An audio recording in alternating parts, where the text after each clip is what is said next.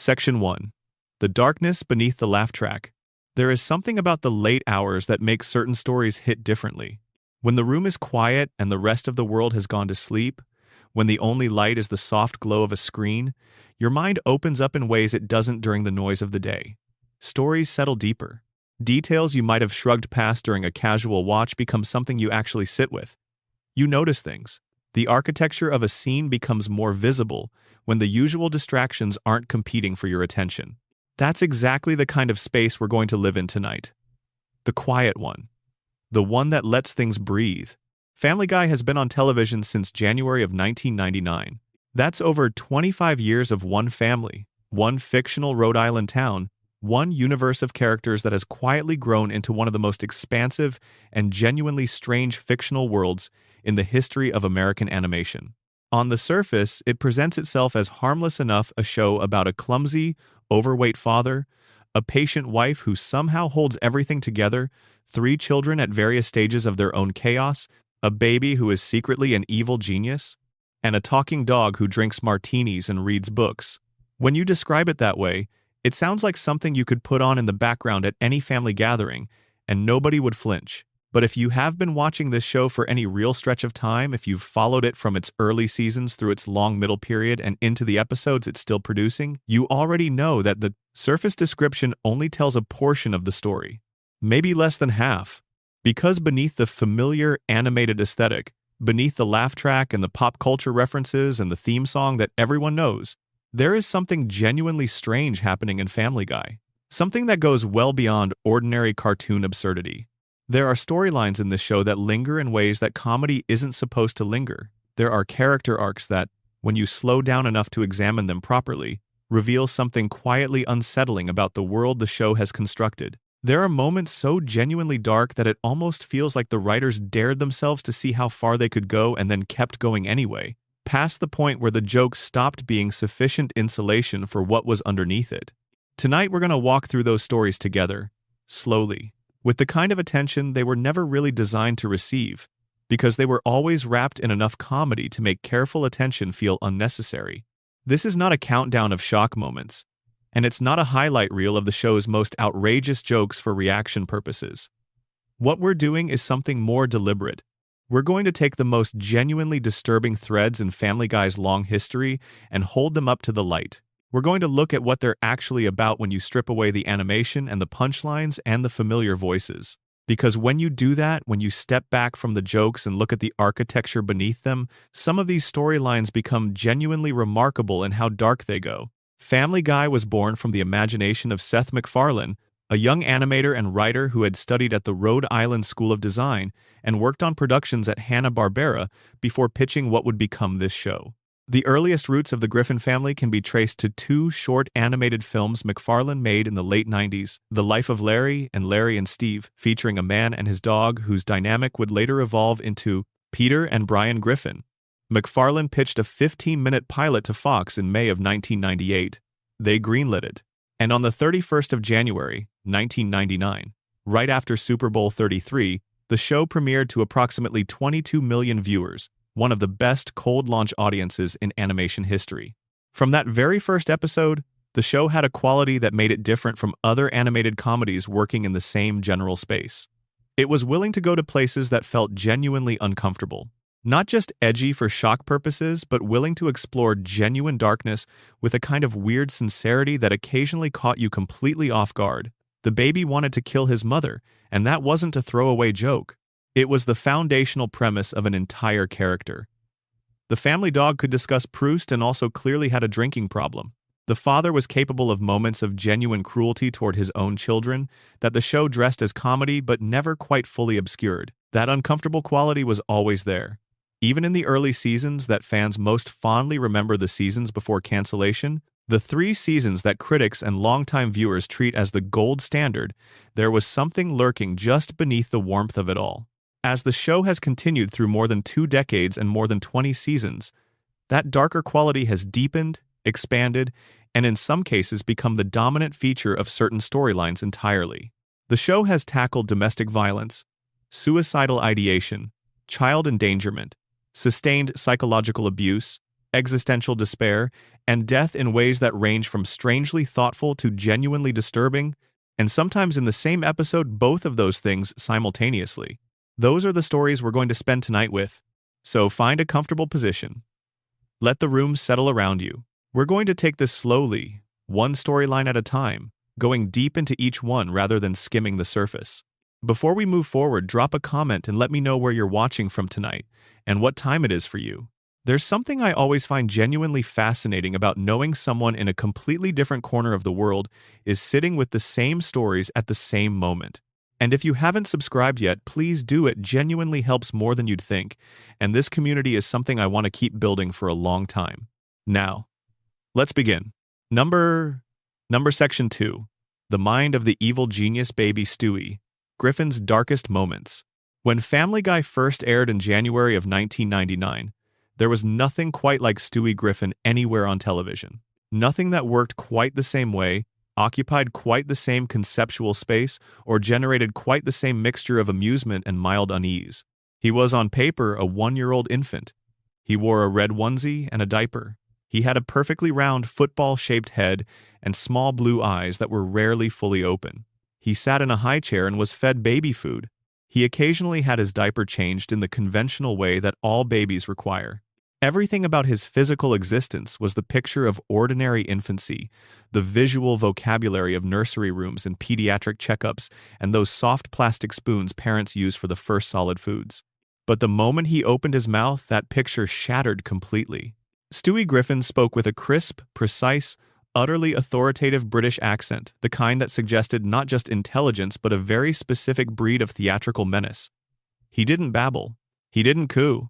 He constructed articulate, multi-clause sentences about world domination, and he meant every word of them. His vocabulary was the vocabulary of a Bond villain at the height of his confidence. His interests ran toward weapons engineering, temporal physics, the manipulation of social systems, and the planned assassination of his own mother. The contrast between what he looked like and what he was actually saying was the entire joke, and in those first 3 seasons it was executed with a specific kind of absurdist commitment that made him one of the most memorable character concepts in the history of animated television. To really understand how dark the Stewie storylines become and why they deserve the kind of attention we're going to give them tonight, you need to first understand what his early self was actually about at a structural level. Because the writers weren't just making a cute bit about a smart baby. They built a character with genuine internal logic, and that logic was, at its foundation, genuinely dark. Stewie had a working laboratory inside his bedroom, equipped with technology that far exceeded what any human scientific institution was producing in the show's contemporary setting. He constructed functional weapons of multiple types, ray guns, weather machines, mind control devices, and he used them. His stated goal was world domination, often accompanied by the very specific elimination of Lois Griffin, and neither of those goals was ever played as a childish fantasy within the show's own logic. They were played as a legitimate, ongoing project that he was actively developing. The comedy came from the fact that nobody around him noticed or registered the severity of what was happening, but the darkness was always real within the show's established framework. In the first season alone, Stewie successfully deploys a mind control device on both his parents. He builds a functional weather machine capable of causing a drought across a significant region. He travels backward in time in a working machine he constructed himself, and attempts to interfere with his own conception to prevent his own existence. These aren't dream sequences or hallucinations. Within the established logic of the show, these things happen as described. A 12-month-old infant is building functional temporal displacement technology and using it, among other purposes, to try to ensure he never has to exist. That is a genuinely strange psychological foundation for a comedy to commit to over the long term. There is a specific episode from the first season, Chitty Chitty Death Bang, that captures this dynamic in particularly clear form. The main plot of the episode involves Stewie's first birthday party and a mix-up with a cult that was planning to collect one of their members on the same day. Stewie, having misunderstood what a man in a white suit will be coming to collect him, spends the episode believing that his time on Earth is over, and his response to this belief is not grief or fear, but something closer to relief. He arranges for what he believes will be his own departure with a kind of calm satisfaction. The prospect of his existence ending registers to him as a reasonable outcome, even a welcome one. The comedy framing prevents this from landing as a crisis, and the resolution is suitably absurd. But underneath the joke is a portrait of a mind that, from its very first year of life, experienced its own existence as something it did not consent to and would prefer to exit. That's not a conventional comedy premise. Dressed differently, it would be recognized as something else entirely. The running thread of Stewie's attempts on Lois's life across the early seasons deserves its own examination, because what makes those storylines work is not the violence, which is always cartoonish, but the planning that underlies them. Stewie doesn't act on impulse. He researches methods, he designs equipment, he runs test scenarios, he evaluates outcomes. His attempts to kill his mother are projects in the genuine sense. There is a project management quality to his evil that implies someone who has thought not just about the goal, but about the most efficient path to it. The psychological literature on extreme early childhood hostility toward maternal figures treats this kind of dynamic as a signal of something deeply disordered in the attachment relationship, the bond that forms between a very young child and their primary caretaker, which normally constitutes the foundation of the child's capacity for trust, relationship, and basic orientation toward the world. When that attachment goes badly wrong, the consequences can be severe and lasting. The show never engages with this angle directly or seriously, because the whole point is that Stewie's malevolence is presented as absurd comedy. But the shadow of that psychological reality sits behind every scene where Stewie calmly discusses his plans to eliminate the woman who is simultaneously feeding him dinner. What makes the Stewie material most compelling from a dark storytelling perspective is the brief window in the later seasons when the show took the evil genius concept to its furthest possible extreme and then, having reached that extreme, walked all the way back from it. The two-part episode Stewie Kills Lois and Lois Kills Stewie, which aired during the 6th season in 2007, represents the most ambitious narrative the show ever constructed around this character. In the first part, Stewie achieves his primary stated life goal. He kills Lois, she goes overboard on a cruise ship during a confrontation, and she is genuinely gone. And then the second part unfolds the consequences of this accomplishment across a year of story time. Stewie, with the obstacle of Lois removed, does exactly what he always said he would do. He takes over the world. He deploys his technology on a global scale, establishes control over governments and military forces, and becomes the dictator he always promised himself he would be. He wins. Completely. The fantasy is achieved, and in achieving it, he becomes something the show makes no particular effort to frame as anything other than monstrous. The benevolent global management he always claimed was his intention turns out to look, in practice, like straightforward authoritarian brutality. He governs through fear. Characters who resist are dealt with through force. The elaborate justifications he'd always offered for his ambitions, the idea that the world would be better organized under a single competent authority, that is to say, himself turn out to be the rationalizations they always were. His rule looks exactly like what actual authoritarian rule looks like: cold, efficient, joyless, and reliant on violence. Then comes the twist that changed the character forever. It was all a simulation running on Stewie's computer, a test scenario. None of it actually happened. On one level, that twist is clever. The show is acknowledging that it can't actually let its most beloved character commit matricide and conquer civilization while remaining a comedy character. The simulation provides narrative cover. But there's a second-order reading of that twist that is considerably darker, and it's worth sitting with. The reveal means that Stewie has been running psychological simulations of the future not as entertainment but as preparation. He has modeled the scenario. He has tested the outcome. The evil genius hasn't just been talking about his goals. He has been rehearsing them, evaluating them, refining the plan. The simulation wasn't a computer game. It was due diligence. After those episodes concluded, the evil genius Stewie began to fade. The world domination plots became rarer. The attempts on Lois's life slowed to almost nothing. The character the show had built its most distinctive identity around was gradually replaced by a softer, more emotionally accessible version Warmer, more defined by his friendship with Brian, more interested in his own personal and emotional development than in geopolitical ambitions. Many longtime fans mourned this change as a significant loss. But before the transformation was fully complete, the show produced one episode that stands as perhaps the most purely unsettling thing it ever did with this character, and possibly the most unsettling thing it produced in any of its early seasons.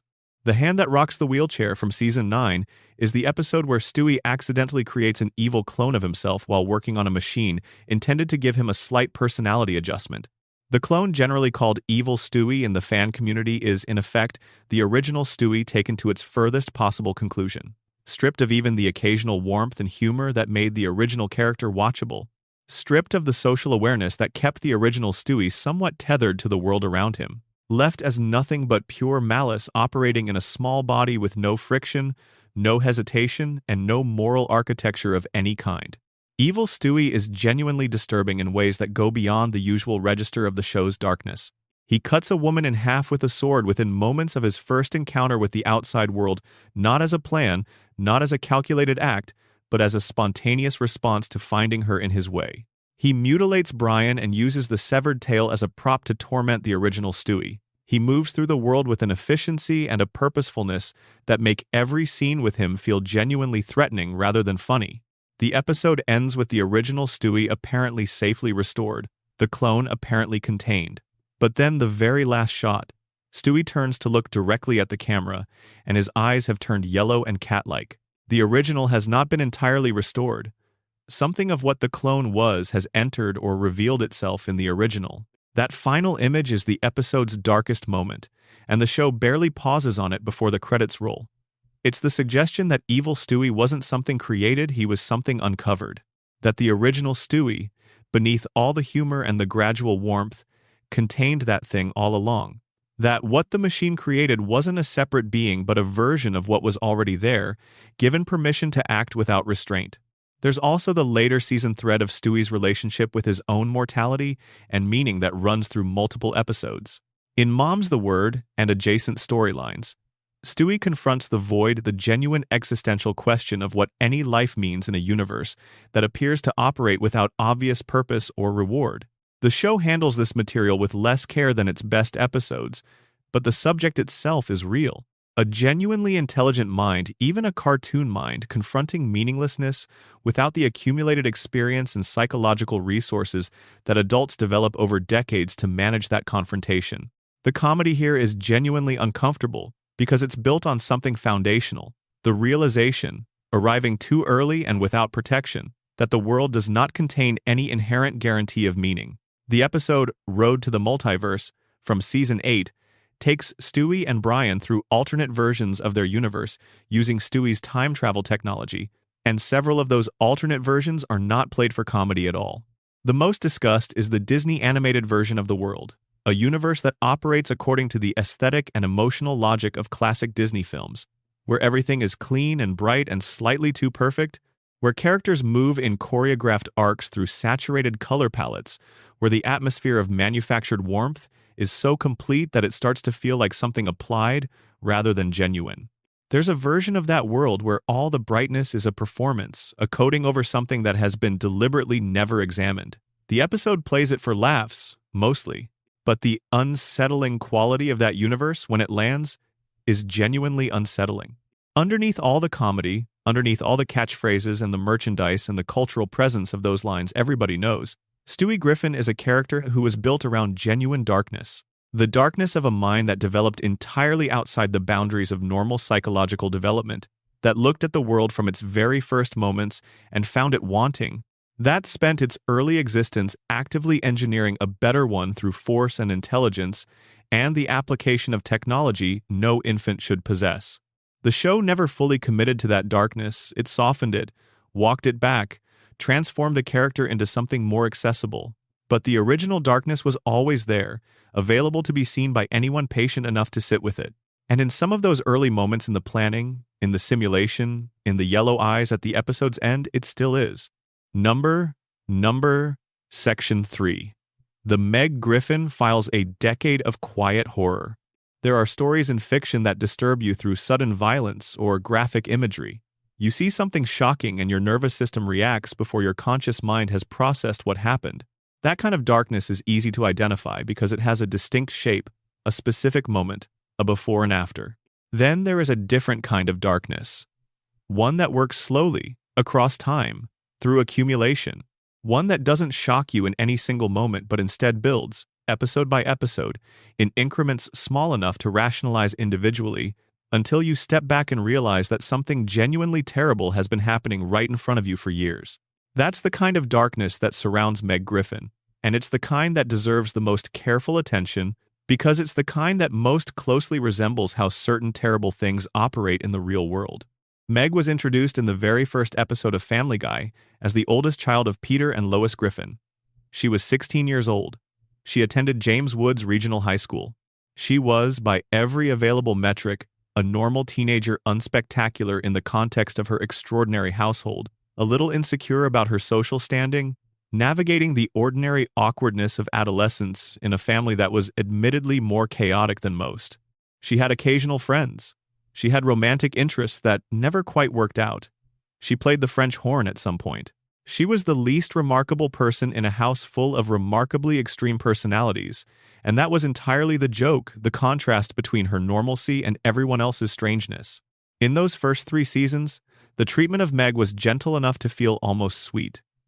Peter occasionally said something clumsy or inattentive toward her. The kids at school weren't particularly kind to her. She wanted attention and validation that she didn't always receive from a family too absorbed in its own chaos to notice. But none of it crossed into cruelty. The family loved her in the distracted way that families sometimes love their most ordinary member, not with the intense focus they'd give a crisis, but with a baseline warmth that was always present beneath the noise. She was the background character in her own home, and there was something recognizable and even touching about that specific experience. Then the show came back from cancellation in 2005, and something shifted. It didn't happen overnight. This is the crucial thing to understand about what happened to Meg Griffin across the show's later run, and it's crucial because it mirrors how certain kinds of actual harm operate. Each individual episode moved the needle only slightly. A joke here that was a little crueler than last season. A comment from Peter that went a little further than the same kind of comment had gone before. Lois being a little colder, a little less patient, a little less the devoted and capable mother she had been in the earliest seasons. Episode to episode, the change was small enough to rationalize, to absorb into the general understanding of what Family Guy was and did. Season to season, it accumulated into something that, viewed from any real distance, is genuinely troubling. By the time you reached Season 8, roughly 8 years after the show began, the treatment of Meg Griffin had become something that the show itself acknowledged was extreme. Peter made openly cruel comments about her appearance on a regular basis. The family would collectively recoil from her presence. Peter physically used her as an object, most infamously in a recurring gag in which he would force her face into a position to receive his flatulence and then laugh about it. A grown man doing this to his own teenage daughter, presented as a character trait, played for laughs. In several episodes, Peter forgot that Meg existed entirely and was genuinely surprised to be reminded she was his child. A flashback in one episode revealed, framed entirely as a punchline, that Peter and Lois had at one point driven to a fire station with the intention of abandoning Meg there. She was an infant. They carried her to the station with the intention of leaving her. The show presented this as an explanatory backstory, a piece of origin delivered with the specific comedic framing that says, "This is funny, laugh at this." The idea of parents trying to abandon their infant daughter is the joke. The clinical language for what Family Guy depicts in the Meg storylines across the years, when it was at its most extreme, if you apply that language honestly and remove the animation, and the laugh track is emotional abuse with elements of physical abuse, sustained over an extended period of time, within a family system. The show doesn't use that language. The show uses the language of comedy. But the content is the content, regardless of the framing. A teenage girl who is told she is ugly, unwanted, and worthless by both parents and siblings on a near-constant basis, who is physically mistreated for the entertainment of her family, whose attempts to advocate for her own dignity result in further punishment, who eventually accepts that her role is to absorb the dysfunction of everyone around her because the alternative, the chaos that erupts when she refuses, is worse. That is a recognizable portrait of something that exists in the real world. And the fact that it was broadcast as a weekly comedy for years is, when you sit with it, a genuinely strange thing. The episode that crystallized this most explicitly is Seahorse Seashell Party, which aired in October of 2011 as the second episode of Season 10. The setup is a hurricane trapping the Griffin family inside their home, a bottle episode structure that strips away all the usual distractions and forces the characters into genuine proximity with each other and with themselves. And within that structure, something happens that the show had been building toward for years, consciously or not. After one too many casual cruelties, Peter and the rest of the family piling onto her in the usual way, the insults coming with the practiced ease of something that has become routine, Meg finally breaks. She turns to face her family and speaks. Not the way she usually speaks in episodes where she occasionally pushes back quietly, apologetically, already walking back the assertion before it's fully made. She speaks clearly and at length. She takes apart each family member with the kind of specific precision that comes from someone who has been paying close, painful attention to their own mistreatment long enough to understand it in detail. She tells Peter exactly what he is and what he has done. She tells Lois the specific ways she has failed as a mother. She tells Chris how his willingness to join in on her abuse has shaped what their sibling relationship became. She is comprehensive. She is devastating. She is, in every important respect, completely correct. Everything she says is verified by things the show has actually depicted, and the show itself seems to know this because it doesn't have any of the other characters actually dispute her account. They can't. For anyone who had been watching this character absorb punishment for 6 consecutive seasons, that moment felt like justice. Long delayed, imperfectly constructed, but justice. The show was finally, it seemed, acknowledging what it had been doing. The audience had been waiting, some portion of them, for exactly this. And then the show takes it away. The argument that erupts after Meg's confrontation causes the family to fall apart without their designated target. Without Meg in the role of lightning rod absorbing the family's collective dysfunction, directing it all at herself rather than allowing it to circulate among them, Peter, Lois, and Chris turn on each other with nothing to stop them. The family dynamic collapses.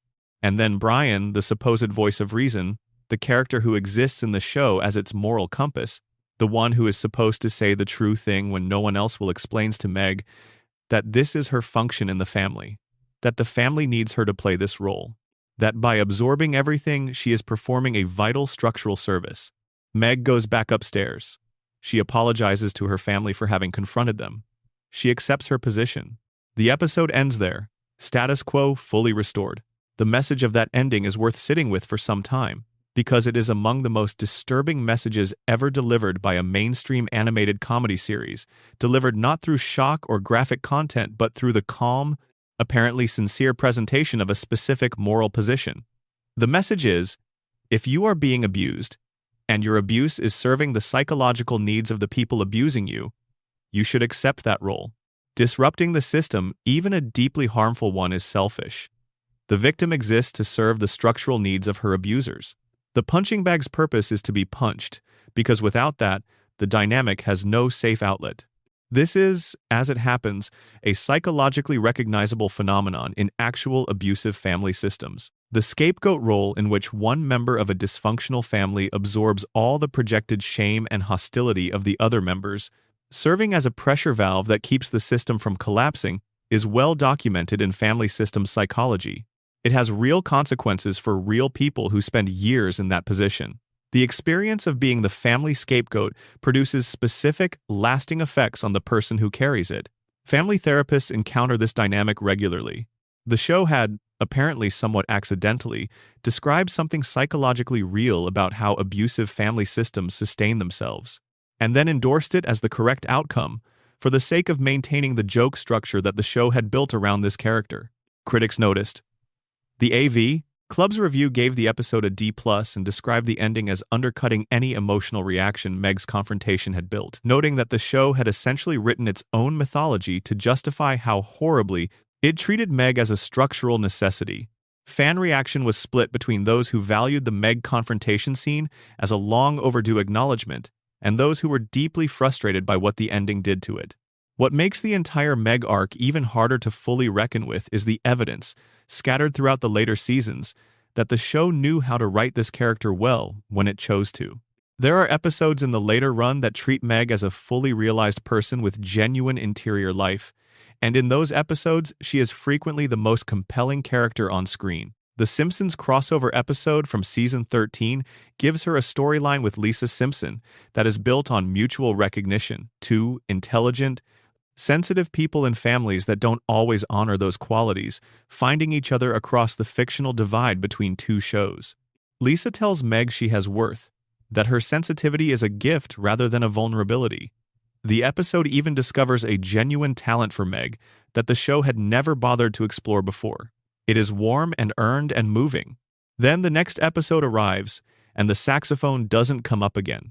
That cycle repeated throughout the show's run, an episode that treated Meg as a person, a return to the abuse structure in the following weeks, a moment that suggested the character could be developed into something genuinely interesting, an immediate retreat to the status quo. The show kept demonstrating it knew what it had and kept choosing not to use it. That's the darkest element of the Meg Griffin story. Not the individual moments, as bad as some of them are. The darkness is in the aggregate, in the years of accumulated small choices, in the hundreds of writers' room decisions that, taken together, form a picture that isn't funny at all when you hold it up to the light. Number Section 4. The Brian Griffin Files, when the most human character becomes the most disturbing. Brian Griffin was designed, in the show's original architecture, to be the character you identified with. In a household of extremes, the incompetent father, the endlessly patient wife, the baby plotting global domination, the oblivious older brother Brian occupied the specific space of the reasonable observer. He was the one who reacted to the absurdity around him with appropriate exasperation. He was the one who said, out loud, things the audience was thinking.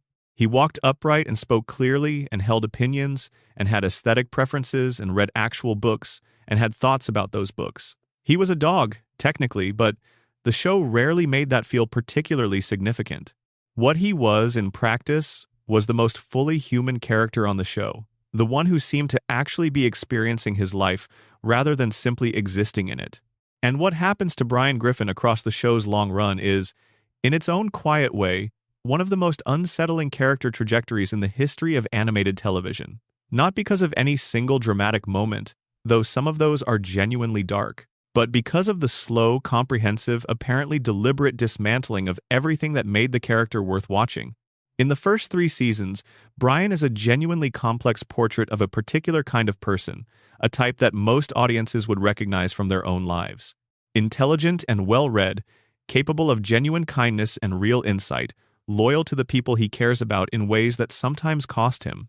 Also, a failed writer who has been carrying an unfinished novel for years, using the aspiration as a substitute for the actual sustained effort. Someone who drinks too much. Not in a dramatic way, but in the quiet way that's harder to address the glass that's always there. The occasion for drinking that always presents itself. Unlucky in love. Not because he's incapable of connection, but because his reach tends to slightly exceed his grasp in romantic situations. Carrying feelings for Lois that he manages, mostly, to keep buried. All of those qualities, in the early seasons, made Brian feel real in a way that animated characters rarely achieve. His flaws weren't deal-breakers, they were the flaws of someone you might actually know, someone you might genuinely like despite your better instincts, whose failures felt recognizable because they were the failures of ambition and loneliness and the slow accumulation of too much alcohol and not enough honest reckoning with his own patterns. The shift began to accelerate after the show's return from cancellation in 2005. Gradually, and the gradualness matters, because it's what allowed the change to happen without alarm. The character who had been defined by multiple competing qualities became defined primarily by one, his perceived intellectual superiority. The other qualities didn't disappear entirely, but they became secondary and eventually almost invisible, under the weight of a Brian who increasingly existed in the show to share opinions, to deliver political and cultural commentary, and to position himself as the moral and intellectual authority in any given situation. By the middle seasons of the show, roughly seasons 7 through 10, the character's behavior had drifted far enough that the show itself seemed to recognize a problem existed. The episode Jerome is the New Black, from season 8, contains the now famous scene in which Quagmire delivers a sustained, specific, unflinching critique of Brian directly to his face. Quagmire tells Brian he's a phony who pretends to be an intellectual while having accomplished nothing of substance. That he claims moral superiority while behaving, in documented ways, worse than the people he criticizes. that he's a negligent father who abandoned his own son, that his literary ambitions are a performance designed to maintain a self-image that his actual life doesn't support. Every single thing Quagmire says in that speech is backed by things the show has actually depicted about Brian. It's not speculation or exaggeration, it's a summary. And the show's framing clearly intends for the audience to recognize this, to feel the specific satisfaction of hearing something true spoken clearly. What's disturbing about this moment is not the speech itself. It's what follows it. Nothing changes. The speech doesn't serve as a genuine turning point. The writers used Quagmire as a proxy for the audience's accumulated frustration, acknowledged the problem explicitly and directly, and then continued the problem unchanged across the following seasons. The self-awareness was genuine. The follow-through was entirely absent. And then Brian's behavior began escalating into territory that the show's usual comedic framing struggled to adequately insulate. The episode Brian Writes a Bestseller, from Season 9, is frequently identified as the moment the character became genuinely difficult to watch. Stewie, out of genuine affection for Brian, encourages him to write something after years of creative stagnation. Brian writes a self-help book, not the serious literary work he always imagined, just a breezy commercial product, and it becomes a massive bestseller. Brian's response to this success is almost immediate and almost total. He becomes brutally contemptuous of the person who inspired him. He treats Stewie as though Stewie is now beneath consideration. He cuts him down, dismisses him, makes it clear that gratitude for the person who believed in him is not something he's willing to feel. The episode frames this as a character flaw comedy, but what it depicts, the complete weaponization of success against the person who made it possible, is, when you let it sit, genuinely hard to watch. The most dramatically dark turn in Brian's storyline came in the 12th season. Life of Brian aired in November of 2013. Brian is in the street playing with Stewie when a car strikes him. The impact is sudden and quiet. The show doesn't build to it dramatically. Brian is taken to a veterinary hospital. He dies. The Griffin family grieves. Stewie is devastated in a way the show treats with genuine weight, the grief of someone who has lost the only person in the world who truly saw him. A new dog named Vinny is introduced. The episode made national news. It trended on social media for days. 2 episodes later, Stewie uses a stolen time travel device to go back and push Brian out of the way of the car. Brian lives. Everything resets. The grief the audience had felt was real. The event that caused it was revealed to be temporary, a ratings maneuver, a trick for generating attention and engagement during sweeps. The show had asked people to feel something genuine about a fictional death and then revealed, very quickly, that the death was a tool rather than a story. That's a specific kind of relationship with an audience that is unusual in its directness, and not in a comfortable way. What makes Brian's overall arc the most disturbing character trajectory in the show is exactly what made him valuable in the first place. He was the character the audience identified with, the reasonable one, the human one. Watching someone that intelligent, someone who was supposed to be the clear-eyed observer of the absurdity around him, becomes someone so thoroughly convinced of his own importance that he could let 2 people drown because one of them was married, is not a neutral experience. It's the specific discomfort of watching a particular kind of self-deception operate without correction. The kind that is, in a different context, entirely recognizable. Section 5. Peter Griffin's most genuinely terrifying moments. There is a specific category of horror that operates through the familiar. The most effective horror, the kind that stays with you, doesn't always announce itself through obvious signifiers. Sometimes it comes from something recognizable, something that occupies a role that is supposed to represent safety, and that has within it something that doesn't match the role. A neighbor, a family member, a father, someone who exists in the ordinary structures of daily life but who contains, somewhere inside that ordinary existence, something that doesn't fit. Peter Griffin is presented as a family man. He is large, physically. He works at a brewery. He watches sports and drinks beer with his friends, and occasionally says something that inadvertently reveals the depth of his attachment to his wife. He is, in the language of television comedy, a version of the lovable idiot dad archetype that stretches back through decades of American sitcom tradition. You are supposed to find him funny and perhaps occasionally exasperating and ultimately harmless. But if you have been watching Family Guy with real attention across its full run, the Peter of the show's later seasons is not harmless. He is not a lovable idiot. He is something considerably more disturbing wearing that costume. In the early seasons, Peter's stupidity was a specific kind with its own internal logic. He made bad decisions because he hadn't thought them through. He caused problems because he was impulsive and not particularly capable of foreseeing consequences. But when he ended up in situations that hurt people he loved, he generally registered that and attempted, in his clumsy way, to correct it. The cycle of mess-up, realization, and imperfect apology was what made him function as the center of a family comedy. You could identify with the mess-up because everyone makes mistakes, and you could believe in the family because Peter consistently came back to it. Starting around season 8, that cycle began to break. Peter's behavior became more extreme, but crucially the remorse and correction stopped following it. He began doing things that weren't just stupid but were specifically and deliberately harmful, and then didn't particularly register them as problems. The gap between his actions and his conscience widened until there was almost no visible connection between the two. The episode Baby It's Cold Inside contains a sequence in which Peter and Lois are on a boat when Peter sees what he believes is a shark fin approaching. His immediate response is to physically shove Lois underwater toward what he believes is a predator and then flee. He runs. He leaves his wife behind to face what he believes is a deadly threat. The fin turns out to be a dolphin. But the action, the shoving, the abandonment, the prioritization of his own survival over any concern for hers is not treated by the episode as something requiring significant accounting. Think about what that scene actually describes. A man believes his wife is about to be killed. His immediate, unreflective response is to use her body as a buffer between himself and the threat and to run. The show presents this as comedy, but the early Peter, the one who loved Lois, who told her so with regularity, who came home after his misadventures to apologize and mean it would not have done that. The action is not continuous with the character who existed in the first seasons. It belongs to a different person. The same name, the same face, the same job, a different person. One of the most revealing moments in the show's history occurs in Seahorse Seashell Party, the same episode from the Meg section when Meg delivers her confrontation speech and turns it specifically on Peter. She catalogs what he has become, what he does to her, what he does to the family, the specific ways his behavior has made the household a damaging place. She is specific. She is correct.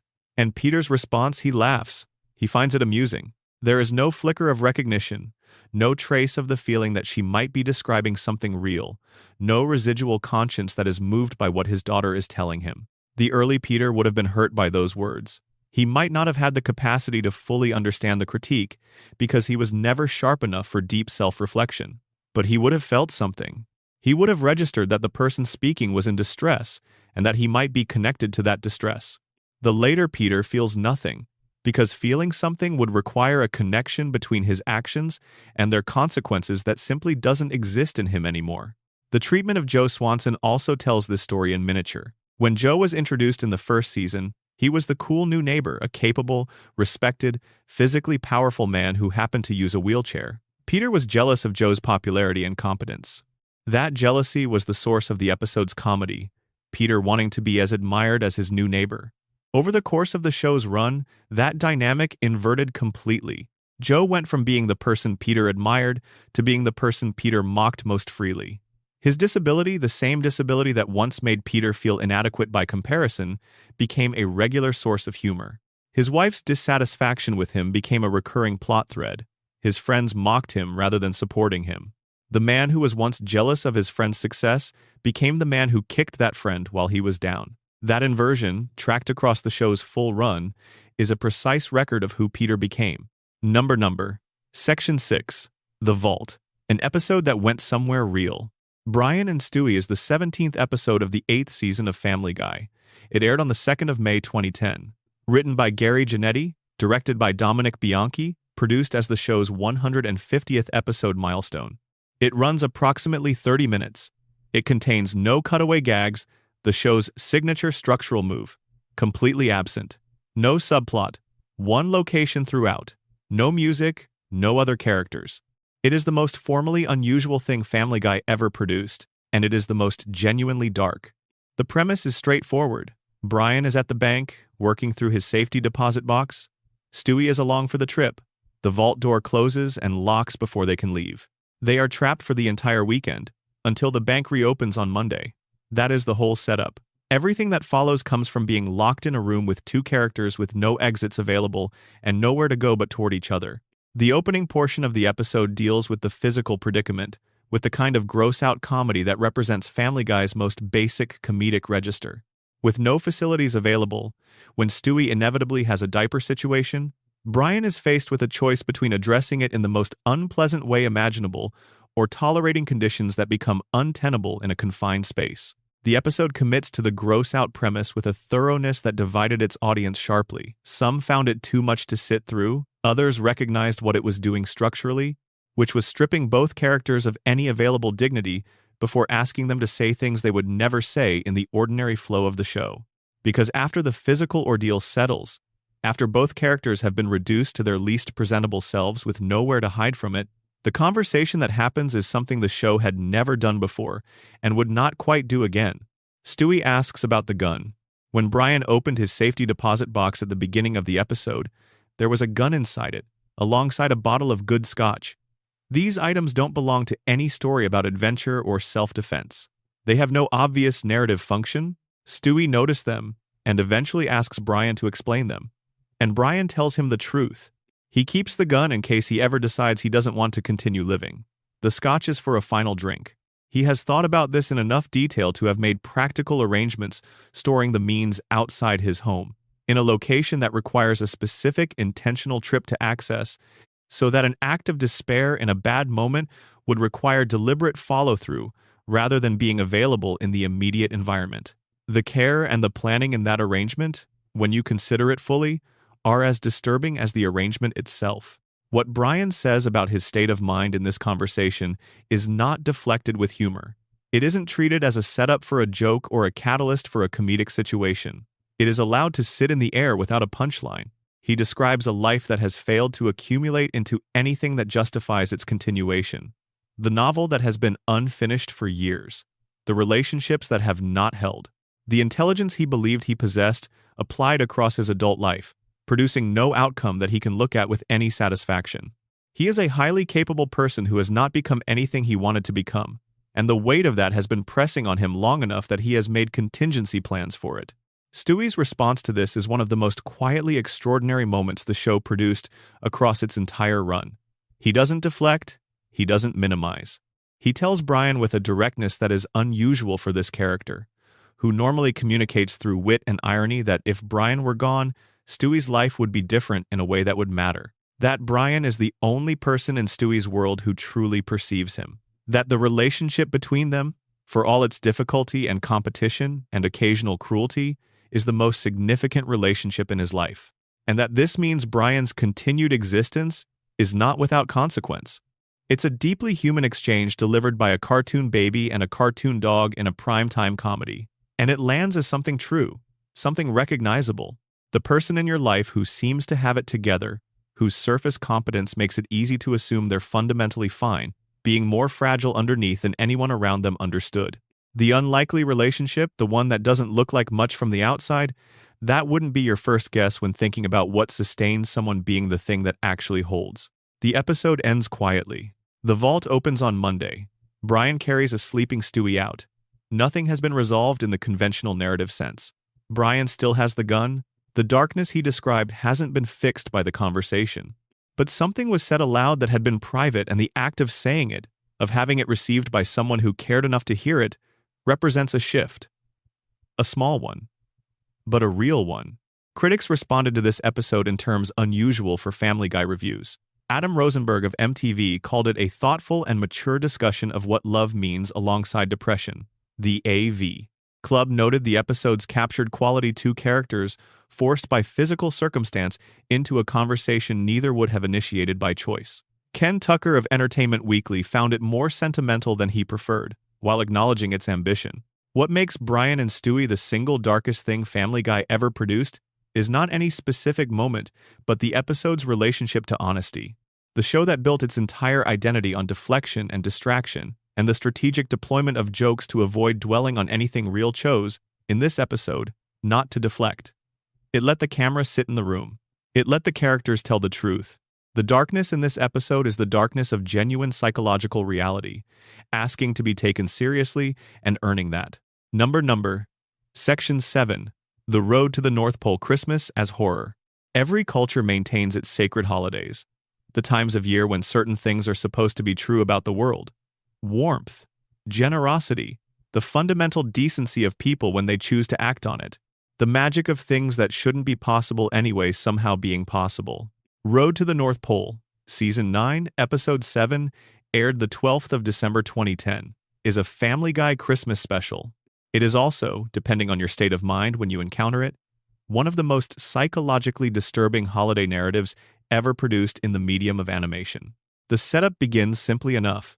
Stewie, denied a moment with a department store Santa at the mall, aboard, indifferent mall Santa who brushes him off without ceremony, decides the appropriate response is to travel to the North Pole and kill Santa Claus. This is peak early middle era Stewie still carrying enough of the original evil genius energy to commit to this as a serious goal. Brian, as usual, is the practical vehicle for the plan, his reservations noted and ignored. They travel north, they find the North Pole. What they find there is the part that makes this episode worth discussing in the context of genuinely disturbing storytelling. Santa Claus exists in this universe. He is real. And the reality of what his existence entails, the operational demands of delivering gifts to every child in the world every year, across a global population in the billions, with consumer expectations that have expanded far beyond anything one man and one workshop could sustainably meet, has broken him. The North Pole that Stewie and Brian discover is not a cheery winter wonderland. It is an industrial hellscape, polluted and exhaling toxicity. The factory that produces the gifts runs on a scale that requires its workers to be processed rather than employed. And the elves, having worked in extreme isolation at the literal top of the planet for generations, the inbreeding across those generations visible in their physical presentations are diseased and malformed and producing at a pace that is clearly destroying them. The reindeer, separated from their mythological presentation and shown as the actual animals they would be under these conditions, are carnivorous and feral. The magic of the mythology has been entirely consumed by the operational reality of what the mythology requires. And Santa himself, voiced with genuine gravity by Bruce McGill, is a man at the absolute end of his rope, centuries old, exhausted in the way that only someone who has been trying to do something impossible for that long can be exhausted. Sick, depressed. The cognitive dissonance of continuing to try of maintaining the story of generosity and magic in the face of conditions that could not be more hostile to those qualities has worn him down to something barely functional. When Stewie reaches him, having arrived prepared to carry out the assassination he came for, Santa asks him to do it. He presents his own death as a mercy to himself. He is ready to be done. He is, genuinely and completely, welcoming the end of what his existence has been. No. This is the moment where the episode leaves comedy entirely. The show had used the realistic depiction of the North Pole's operation to build a coherent nightmare version of holiday mythology, a version in which the story that children are told about generosity and magic is produced through the exploitation of a workforce that can't escape, through the destruction of a man who can't rest, through operations that are poisoning the environment around them. The magic is real. The cost of making it real is something the mythology was specifically designed to conceal. Stewie can't go through with it. He and Brian, faced with what they've found, take on the delivery job themselves. They attempt to fill in for one night, and the episode documents the disaster of this comprehensively: the property damage, the injuries, the children traumatized by the home invasion of two entirely inadequate substitutes for the person the night requires. The Parents Television Council named this their worst TV show of the week for the period ending the 17th of December 2010, specifically citing the violence, including a sequence in which Stewie beats someone with a baseball bat. The resolution is somewhat miraculous. Santa's recovery seems to restore conditions at the North Pole that should, logically, take considerably longer to repair. The show walks back from the nightmare it built, but it doesn't erase it. The images remain in memory. The inbred elves remain. The feral reindeer remain. Santa's request, his invitation to Stewie to simply end it, remains. Road to the North Pole asks a question about mythology itself, about what it costs to maintain stories that make people feel good, about who bears that cost, about the difference between what a tradition presents itself as and what it actually requires in order to continue. These are not comfortable questions. The episode asks them by way of a Christmas special about a baby who went to commit a murder and found someone who wished he would succeed. Number. Section 8. Screams of Silence. The most controversial episode in the show's history. Screams of Silence. The story of Brenda Q aired the 30th of October 2011. Written by Alex Sulkin. Directed by Dominic Bianchi. Third episode of the 10th season. By almost any measure, the most controversial episode this show ever produced, and one of the most debated domestic violence storylines in the history of animated television. The episode opens with Quagmire in a hospital following a near-death experience from autoerotic asphyxiation, an opening firmly in the register of the show's usual Quagmire dark comedy, signaling that this episode might unfold in the familiar way. Then Quagmire's sister Brenda arrives, and everything changes. Brenda is in a relationship with a man named Jeff. Jeff is abusive. The show establishes this immediately and depicts it without the protective comedic layer that normally insulates Family Guy's darker material. Jeff's behavior toward Brenda is shown directly, without the tonal signal that this is a joke. He hits her in plain sight of other characters. He demeans and controls her continuously. He is not presented as a nuanced person, he is presented as dangerous, and the show commits to depicting his behavior with an explicitness unprecedented for this series. Quagmire, Peter, and Joe attempt to address this through the available channels: conversation, intervention, reasonable argument, enlisting institutional authority. None of it works. Brenda defends Jeff.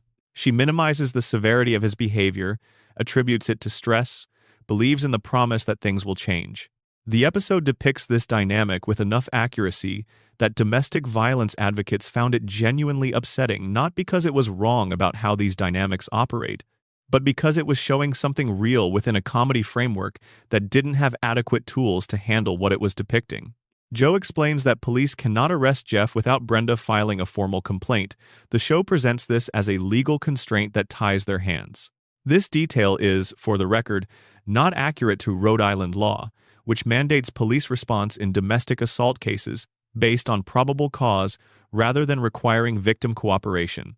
But the broader point the show was reaching toward, that institutional structures sometimes fail to protect people in private violence situations, is real and important and worth saying. Eventually, Quagmire, Peter, and Joe drive Jeff to a remote location. Quagmire kills him. The episode concludes with this presented as the only available solution. The controversy this generated was specific and substantive. Organizations working with domestic violence survivors identified several concrete problems: the psychological mechanisms that sustain abusive relationships, the complex combination of attachment, fear, hope, shame, and disrupted self-perception that keeps people in situations that are destroying them are not depicted with any real depth. The episode shows the abuse clearly but not the why of the attachment, which means it can't offer any genuine understanding of the situation it's depicting. Quagmire's speech to Brenda before Jeff's death contained language that victim advocates found harmful, language that implied Brenda bore some portion of responsibility for her situation. The resolution offered a vigilante murder as the appropriate response to institutional failure, which is not an uncomplicated message to send to any audience, let alone one that might include people in similar circumstances. Set against all of that is the episode's apparent sincerity. Family Guy almost never plays anything genuinely straight. The show is built on the comedic deflection, on the punchline that prevents any difficult moment from fully landing, on the cutaway that moves you somewhere else before the darkness can settle. This episode almost entirely abandoned those tools. It attempted to engage with something real, the specific reality of intimate partner violence and its dynamics, without the usual armor of irony and absurdism. That attempt was clumsy and counterproductive in specific ways. But the attempt itself was unusual. Within the show's history, it represents one of the few moments when the writers were clearly trying to say something that they considered important. What remains most disturbing about Screams of Silence is precisely this awkward sincerity. The show's tools are the wrong tools for what it was trying to do. Comedy is not generally the right medium for depicting sustained intimate partner violence in a way that serves survivors or advances understanding. When Family Guy tried to make it work anyway, it failed in ways that were sometimes harmful. But it tried. And watching it fail in specific and well-documented ways while clearly reaching for something it considered worthwhile is its own particular form of discomfort. A.J. Hammer of CNN's Showbiz Tonight said, upon the episode's airing, Like so many other people, I was just shocked by what I saw on Family Guy last night. That reaction, the shock at seeing this show attempt seriousness about something real, the discomfort at what the attempt revealed about its limitations, captures something essential. Number Section 9. The Predator Next Door, Herbert and the Horror, hiding in plain sight. There are certain kinds of darkness most disturbing not because they're hidden but because they're completely visible, acknowledged by the audience and the characters alike. Out in the open. And yet nothing happens. Nothing changes. The world just continues to organize itself around the problem as though the problem is simply part of the landscape. John Herbert, Herbert the Pervert in the show's own parlance, was introduced in the third season episode To Love and Die in Dixie, which aired on the 31st of January 2004. He is an elderly man who lives across the street from the Griffin family. He has a distinctive, high-pitched, whistling voice, moves slowly, has a dog named Jessie. He is, by every available description within the show, a sexual predator with a specific and sustained interest in underage boys. His primary target, across the show's run, is Chris Griffin. This is not ambiguous. The show does not encode it in subtext or leave it to inference. Herbert's attraction to Chris and to boys in general is the explicit, stated, repeatedly reinforced premise of every scene he appears in. He attempts to lure Chris into his basement with the promise of popsicles. He purchases an ice cream truck specifically to create a mechanism for approaching boys in the neighborhood. He leaves messages on the Griffin family phone demanding Chris's presence. He has been stated, within the show's internal logic, to possess child pornography. He drugs children with over-the-counter medications. Mike Henry, who created and voiced the character, has described being inspired by a real encounter at a grocery store with an elderly man whose mannerisms he found unsettling someone he reimagined, for comedic purposes, as a predator with designs on a young boy. Herbert debuted as one of several dirty old man concepts, but his specific character traits became sufficiently central to make him a recurring presence. The comedy, such as it is, operates through a specific mechanism. Herbert's intentions are completely visible to the audience. They are stated clearly in his dialogue. Every adult in the neighborhood ignores them. The joke is the gap between what is obviously happening and the universal failure of the world to respond to it. The neighborhood watches this man pursue their children and does nothing. The institutions that should protect children are either absent or rendered comically ineffective.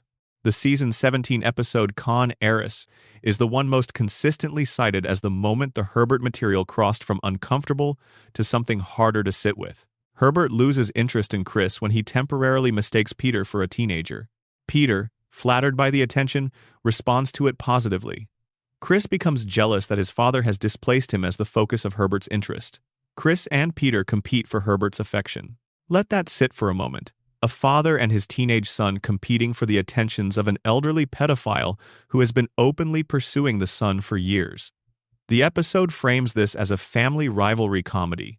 It requires the audience to process Herbert's attentions as something a teenage boy might reasonably want to retain, as something worth competing for. The disturbing quality of Herbert's presence in the show is not in any individual moment. It's structural. The show built a predatory character, positioned him as a comedy figure, gave him a recurring role in the lives of the family whose child he pursues, and kept him there across hundreds of episodes while treating his interest in Chris as a feature of the show's landscape rather than a crisis that should mobilize the people around it. The structural message delivered not through any episode but through the aggregate of Herbert's presence is, this is something you arrange your life around, something you accommodate, something that simply exists in the neighborhood. Nothing about it requires a response. That is not a comfortable thing to sit with. It becomes less comfortable when you consider that the specific dynamic Herbert embodies, a predator hiding in plain sight, enabled by the obliviousness or indifference of the adults around his target, is one that has real-world parallels. The comedy framing of Herbert's character is doing something that comedy framing should not do, making the enabling look natural. Number Section 10. The darkest cutaways ever aired. The cutaway gag is the structural signature of Family Guy. A character says something that leads to a reference, the screen cuts to a brief comic sequence, and then returns to the main story. This format allowed the show to pack extraordinary density of material into each episode, and at its best produced some of the most memorable comedy sequences in animated television. It also produced some genuinely disturbing content, because the cutaway format has a specific quality that makes darkness easier to deploy. It arrives without warning, completes itself, and cuts away before the audience has fully processed what they've seen. The brevity is protective both for the audience and arguably for the writers. You can say almost anything if you leave fast enough. But some of the darker cutaways in the show's history linger in ways the format's brevity doesn't manage to neutralize. The Peter Griffin Jr. cutaway shows Peter and Lois standing before a child's grave marker. The stone reads Peter Griffin Jr. Peter explains to Lois how their son died. He had thought shaking the baby would make it stop crying. Then he adds with a pause, with the show's characteristic deadpan, that he was kind of right. The screen cuts back to the main story. The joke is built on a framework of infant death through parental violence. It's brief, it's delivered with the show's usual casualness, and it is one of the most genuinely chilling moments in the show's history, because within the joke is a description of something that actually happens to real children in the real world, and the punchline frames the father's casual satisfaction with the outcome as the comedic payoff. The Terry Schiavo.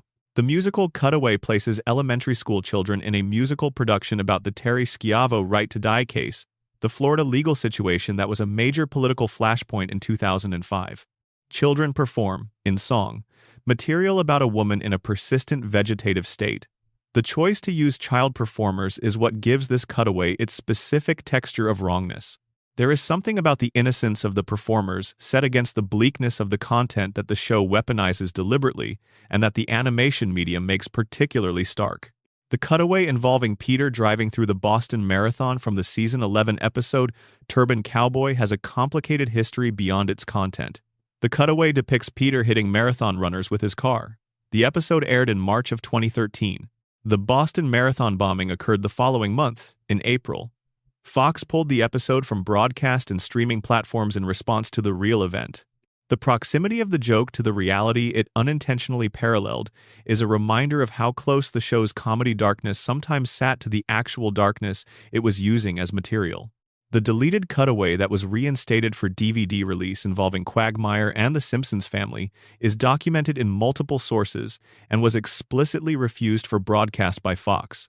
The fact that the show produced it in the first place, and the fact that it was restored for home release after Fox's initial refusal, says something about the relationship between the show and its own content, about the gap between what the institutional broadcast context would tolerate and what the creative team considered acceptable. What the darkest cutaways share is willingness to find comedy structures in places where comedy structures shouldn't fit. The architecture of infant death, right-to-die cases, mass casualty events, political assassinations? The format provides the show with a mechanism for approaching this material and leaving before the audience processes it. You can go to those places and come back before the full weight lands. But the images remain. The screen moves to the next scene. The brain holds what it saw for longer than the format accounts for. Number Section 11. The Quagmire Problem Horror, dressed as a running joke. Glenn Quagmire is one of the most structurally interesting characters in Family Guy, and not because of anything the show intends to be interesting about him. Quagmire's character is built around a single organizing premise. He is relentlessly, compulsively, and almost cosmically focused on sexual pursuit. Every episode he appears in touches on this. His catchphrases are about it. His domestic architecture, the elaborate modifications visible in his house across multiple episodes, is organized around it. The show has established across many seasons that his behavior exists well outside any conventional legal or ethical structure for relationships. The show plays this as comedy. Quagmire is designed as a lovable scoundrel. His excesses are framed as the harmless exaggeration of a certain kind of male appetite, scaled to absurd cartoon proportions. The audience is supposed to laugh at him the way they laugh at any character who embodies a recognizable human flaw in its most extreme possible expression. But the episodes that examine Quagmire's behavior in any real detail produce a picture that, when you take the comedy framing away, is genuinely disturbing. Not in ways that the show intends, in ways that become visible when you sit with the content rather than letting the framing do its work. The Screams of Silence episode opens with Quagmire nearly dying from autoerotic asphyxiation. The episode then wants to position him as the moral center of the domestic violence storyline, the one who cares enough to take decisive action, the one whose love for his sister moves him past what institutional structures can accomplish. The combination of these two things, the opening reminder of who Quagmire is, and the subsequent positioning of him as the character with the moral authority to address intimate partner violence, creates a structural tension that the show never acknowledges. Quagmire's speech to Brenda about her relationship contains language that victim advocates described as victim blaming, delivered by a character whose own documented behavior toward women would not survive the same ethical scrutiny he's applying to Jeff. The episode Jerome is the New Black gives Quagmire his most famous scene. The comprehensive critique of Brian delivered directly and unflinchingly to Brian's face. The scene is accurate. Every point Quagmire makes about Brian is verified by things the show has depicted. But the speaker of those truths is a character whose own documented behavior is in many ways worse than the behavior he's critiquing. The show positions Quagmire as Brian's moral superior in this moment. On the specific points being made, Quagmire is correct. And yet the speaker's own history hangs in the air around every sentence. The show never figured out what to do with this incoherence. Quagmire remained simultaneously the character who could speak moral truth clearly and the character whose own life was, by the show's own documentation, a catalog of behavior toward women that shouldn't be characterized as harmless fun. The two versions of the character existed side by side, week by week, without the show ever facing the gap between them. That's a particular kind of darkness, not the kind that announces itself loudly, but the kind that accumulates in the spaces between what the show chose to examine and what it chose to leave alone. Number Section 12. Time, Grief, and the Weight of Dying. Family Guy's most existentially dark episodes. Family Guy has returned, across its long run, repeatedly and in various registers to the subject of death. This should not surprise anyone familiar with the show's approach to comedy. Death is one of the fundamental sources of dark humor, and a show willing to go where this one goes would inevitably find itself dwelling there. But there are episodes that engage with mortality in ways that go deeper than shock comedy. Episodes that seem genuinely interested in what it means to lose someone, what it means to face one's own end, what it means to exist in a world that contains both the absurdity the show depicts and the gravity of real loss. The death of Brian Griffin is the most dramatic single instance. We've addressed the manipulation of audience emotion involved in that storyline, the sincerity of the grief the show asked for, and the speed with which the reversal came. But what makes the episode genuinely dark beyond the ratings maneuver is the quality of attention the show paid to Stewie's specific grief. For Stewie, Brian is not just a companion in the conventional sense. Brian is the only being in Stewie's world who perceives him fully. The adults around Stewie experience him as a baby. They hear babbling where the audience hears elaborate speech. They see an infant where the audience sees a complex and sometimes terrifying intelligence. Brian is the exception. Brian can understand and respond to the complete Stewie, the ambition, the intelligence, the insecurity, the occasional genuine cruelty, the loneliness. Losing Brian means losing the only witness to your actual self. The grief the show depicts for Stewie in that episode is, understood in that context, something more profound than ordinary bereavement. It is the grief of someone who has lost the only relationship in which they were truly seen. The introduction of Vinny, the replacement dog, voiced by Tony Sirico with a distinct personality that makes him genuinely different from Brian, is uncomfortable in a specific way. The family's warm adaptation to the new dog suggests that the hole left by Brian was fillable, that his particular irreplaceability was somewhat negotiable. This is one of the most uncomfortable truths about grief that the show accidentally explored, that the bereaved continue to live, that life reorganizes around absence, that the world does not stop to honor the specific weight of what was lost. Vinny being lovable was a choice the show made that, in context, deepens the sadness rather than resolving it.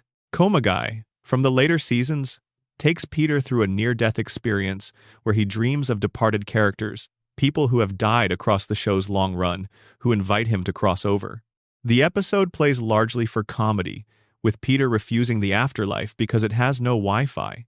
But the world briefly visible before the joke lands, the populated space where the show's dead gather, waiting outside the ordinary flow of time, is genuinely strange and melancholy. The show has killed enough characters across its run that this afterlife has substance. That's its own dark arithmetic. The accumulated dead of over 2 decades of storytelling, gathered in one place, waiting. The Dog Gone episode addresses mortality through a Brian storyline in which Brian accidentally kills a dog, and then discovers that nobody cares. His campaign to have the death recognized produces no results. The world goes on. The underlying observation that the value of a life is not self-evident, that recognition of loss requires social acknowledgement, that social acknowledgement is not guaranteed, is genuinely dark when the comedy layer is removed. The episode is, in its own indirect way, about the conditions under which grief is permitted, what kinds of losses the social world treats as significant, and who decides.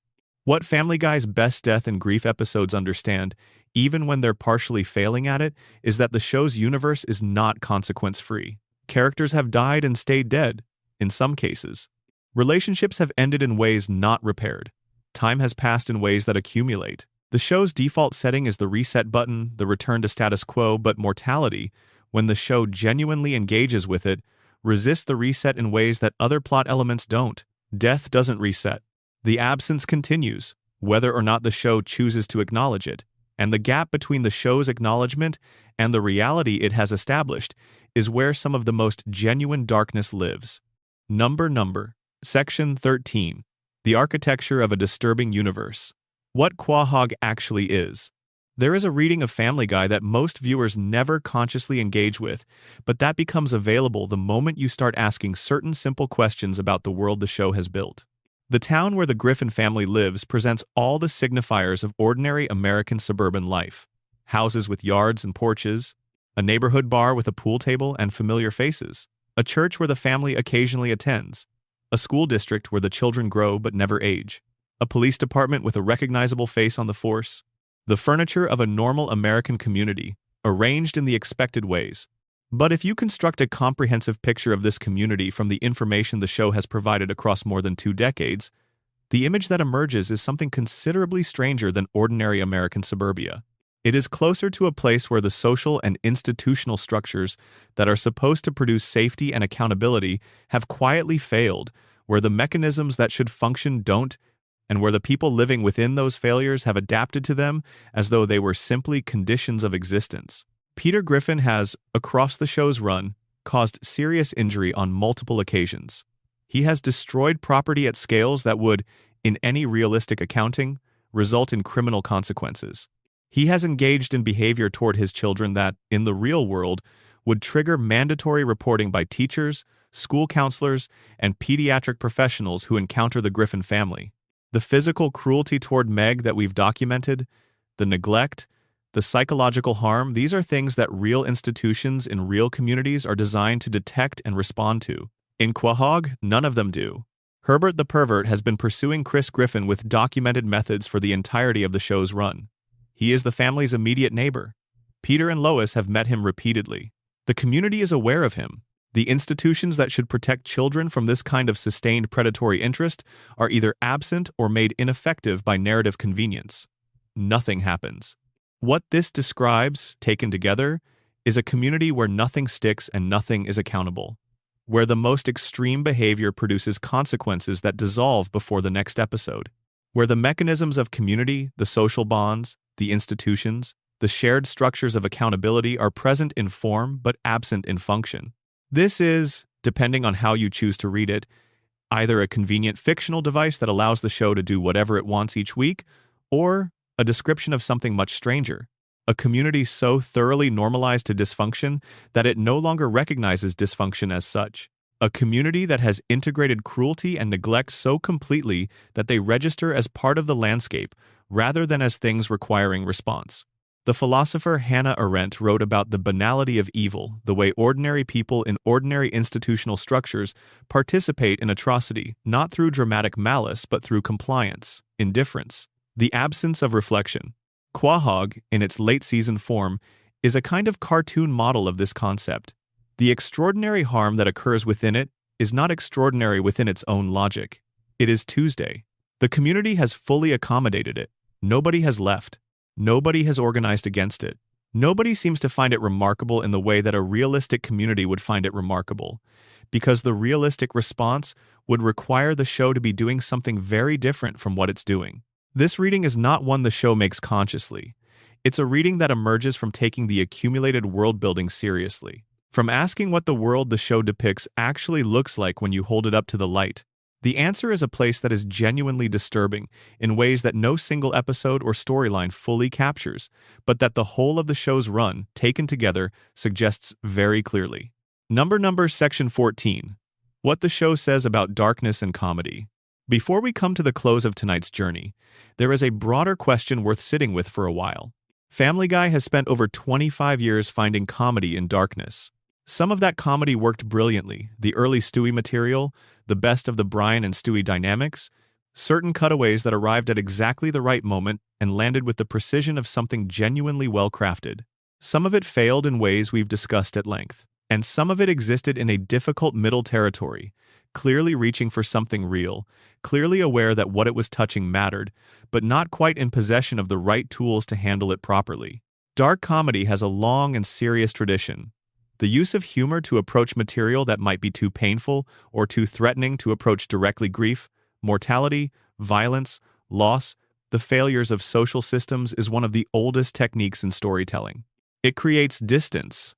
It makes the unbearable briefly bearable. It gives an audience the ability to sit with difficult material without being overwhelmed by it. When it works, it is one of the most sophisticated things storytelling can do. When it fails, it does the opposite. It trivializes. It normalizes. It tells an audience that the difficult thing is not as serious as they thought, that the correct response to it is a laugh rather than a reckoning. The difference between a dark comedy that works and one that fails is often a matter of this question. Is the darkness being used to create genuine understanding? Or is it being used to avoid it? Family Guy, across its 25-year run, has been on both sides of that line. Sometimes in the same episode. The Screams of Silence episode tried to create genuine understanding of domestic violence, failed in documented ways, and in some respects used the darkness to avoid engaging with the real complexity of what it was depicting. The Brian and Stewie episode used the darkness, the gross-out, the suicidal confession, the stripped-down setting to reach genuine understanding of two characters whose relationship had been treated primarily as a comedy delivery mechanism. One of those worked. One of them didn't. Both were the same show. What the show's relationship with darkness ultimately reveals is something about the difficulty of sustained creative work in any genre. A show that runs for 25 seasons will inevitably have episodes that reach for things it can't quite achieve. It will also, across that span, produce moments of genuine and unexpected depth. The darkness in Family Guy is not a single thing. It is a catalog of attempts, successful and unsuccessful, at something that is genuinely hard, using comedy to say something true about the parts of life that aren't funny. The episodes we've spent tonight with are the ones where those attempts were most visible, where the show was clearly reaching for something beyond the next laugh, whether or not it got there. They deserve the careful attention they rarely receive during a casual watch, because the attention reveals something about what the show was trying to do beneath the surface of what it appeared to be. Number Section 15. The darkest thing Family Guy ever said. A final reading. We have spent a great deal of time tonight with individual episodes and storylines and characters. We have walked through the darkness in the North Pole, in the bank vault, in the hurricane, in Quagmire's car on the way to a field. We have examined what happened to Meg across a decade, and what happened to Brian across two, and what Stewie was always carrying beneath the jokes about world domination and world power. Now, I want to suggest something about what the show, taken whole, is actually about. Family Guy is not, at its deepest level, a show about a silly family in a fictional town. It is a show about the distance between what things look like and what they actually are.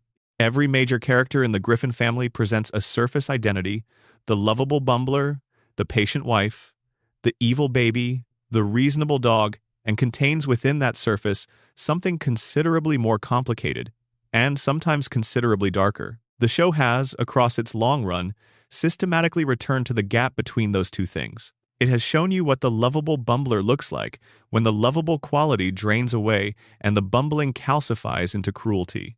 It has shown you what the reasonable dog looks like when the reasonableness was always a performance for an audience of one. It has shown you what happens to the evil baby when the evil stops being a costume and starts being a question the character is genuinely asking itself. Peter was supposed to be a lovable idiot, and he became something that requires more careful words.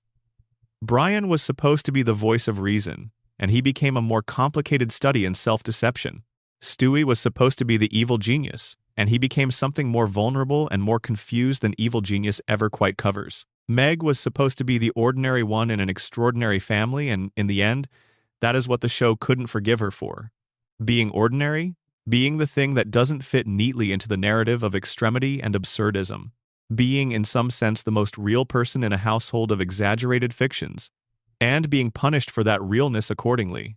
The darkest thing Family Guy ever said, not in any single episode, not in any scene, but across the full arc of what it built across 25 years, is that the gap between the person you're supposed to be and the person you actually become is wider than anyone wants to acknowledge. That families contain damage that doesn't announce itself as damage. That the people closest to us are sometimes the ones most capable of specific harm, because they have access to the specific vulnerabilities that proximity creates. That institutions that should protect people sometimes don't. That the world accommodates cruelty more gracefully than it accommodates justice. That comedy can be used to say anything, including things that shouldn't be said, and things that very much should be said but never are any other way. These aren't comfortable observations. They're the things that sit at the bottom of a lot of comedy. The reason dark humor has always occupied a place alongside genuine darkness, because sometimes the only way to say something terrible honestly is to wrap it in a joke and deliver it quickly, and hope it lands before anyone notices what it actually was. Family Guy has been delivering things quickly for more than 25 years. Tonight we slowed down enough to see what some of them were. And there is something genuinely remarkable about that. The fact that an animated comedy about a football-headed baby and a talking dog and a man who keeps getting into accidents, something that looks, from a distance, like pure Sunday night entertainment, has spent over 2 decades quietly building one of the most sustained examinations of dysfunction, damage, and the architecture of harm in any long-running American story. It wasn't always intentional. It wasn't always thoughtful. Much of the darkness was accidental, and some of it was actively harmful in ways we've addressed at length. But it was always there, available to anyone patient enough to sit with it and quiet enough to hear what it was saying beneath the laugh track. That's where we've been spending tonight. In the quiet beneath the laugh track. In the place where the comedy ends and the story keeps going. Thank you for being here. Whatever time it is where you are, whatever corner of the world you're settling in from tonight, I hope the darkness found you in a comfortable place, and I hope the journey was worth the time you gave it. If something in this video stayed with you, if any of these stories hit differently when you slowed down and let them breathe, please subscribe if you haven't already. Every single subscriber is something I'm genuinely grateful for. Drop a like if the journey earned it, and leave a comment telling me which storyline stayed with you the longest after the video ended. I read every one. Sleep well. The family in Rhode Island will still be there in the morning, reset and ready for the next episode. But some things, once you've seen them clearly, don't fully reset. And that isn't always a bad thing. Good night. End of script. Number appendix section. Additional deep dives. The early episodes that nobody talks about anymore. There is a tendency in discussions of Family Guy's darkness to focus primarily on the later seasons, the period after the show's return from cancellation in 2005, the era of escalating extremity and character transformation. That focus is understandable because the later seasons are where the darkness became most visible and most sustained, but it creates a misleading picture of where the show started. The early seasons of Family Guy were darker than nostalgia tends to remember them. The warm glow of retrospective affection has a way of smoothing over things that, when you watch the actual episodes rather than the memory of them, are genuinely strange.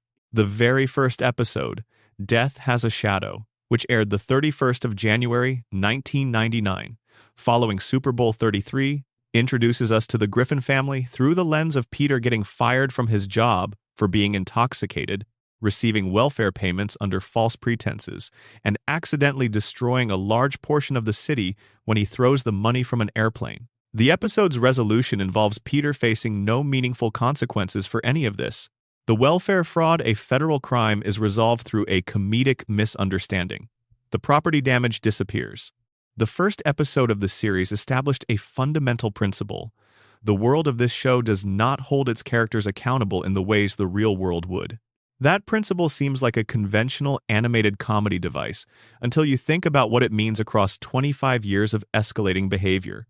The show built its entire operational logic on consequence-free existence from its very first episode. Every extreme thing that came later was made possible by that foundational decision. I Never Met the Dead Man, the second episode, contains a sequence in which Peter, having destroyed all television reception for the town, causes a cascade of events, including Meg getting into a car accident with a famous racing driver who then becomes romantically interested in her. A storyline that the show uses to explore Peter's jealousy and insecurity at Meg's sudden social elevation. What's worth noting is how the episode handles the romantic interest. A grown man's interest in a teenage girl is the comedic engine of the plot, with the creepiness of the age dynamic noted only peripherally before being set aside for the sake of the story. This is very early in the show's run. The casualness with which potentially uncomfortable dynamics get swept into the comedy machine was present from almost the beginning. Peter, Caviar Eater, from Season 1, has a plot involving Peter inheriting a mansion from Lois's aunt and the family attempting to fit into high society. Embedded within this relatively light premise is a storyline about the servants at the mansion, a comment about class that the show handles with more sharpness than you might expect from a Sunday night animated comedy. The servants have lived their entire lives in service to a family that barely notices them. The episode briefly allows this to land as something genuinely dark people, whose entire existence has been defined by their utility to others before the comedy swallows it and moves on. This pattern, genuine darkness briefly allowed to surface before the comedy machinery closes back over it, is characteristic of the early episodes in ways that make them interesting to watch carefully. The show was always reaching for things it wasn't always ready to handle. In the early seasons, when the writing was sharpest, those reaches sometimes produced something worth examining. In the later seasons, when the machinery was more dominant, those reaches became more rare and more clumsily executed. But the reaching was always there. The Road to episodes, a consistent register of darkness. The Road to episodes deserve their own treatment because they represent the most consistent register of genuine darkness across the show's run. These special episodes featuring Brian and Stewie traveling together through various scenarios were given more creative latitude than standard episodes, and the writers used that latitude to go places the weekly format didn't usually permit. Road to Rhode Island, the first of these, from the second season, established the template. Brian and Stewie, stranded and trying to get home, share a night in a bar where Brian gets drunk enough to sing about his complicated feelings about his absent mother. The sequence is funny, but the content underneath it is not a dog reflecting on abandonment, on the specific pain of being given away, on what it means to spend your life in a family that is not the one you were born into. The song works as comedy and as something considerably more emotionally complex simultaneously. Road to Europe, from Season 3, takes Stewie and Brian to Europe following Stewie's obsession with a British children's television program, and finds genuine darkness in the gap between fantasy and reality, between the idealized version of a place and what actually exists there. The episode's comedy comes from that gap, but the gap itself is a real one. The way we invest things we love with qualities they don't actually possess, and the specific kind of disappointment that results when you get close enough to see what's actually there. Road to Germany, from Season 7, takes Stewie and Brian into Nazi Germany during World War II, a setting that the show uses as a platform for humor that is, even by the show's standards, operating right at the edge of what a comedy can responsibly do with that specific history.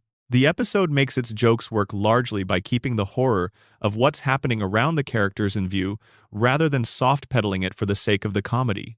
The Nazis in this episode are not buffoons, they are functionally menacing, which makes the comedy darker by giving it something real to push against.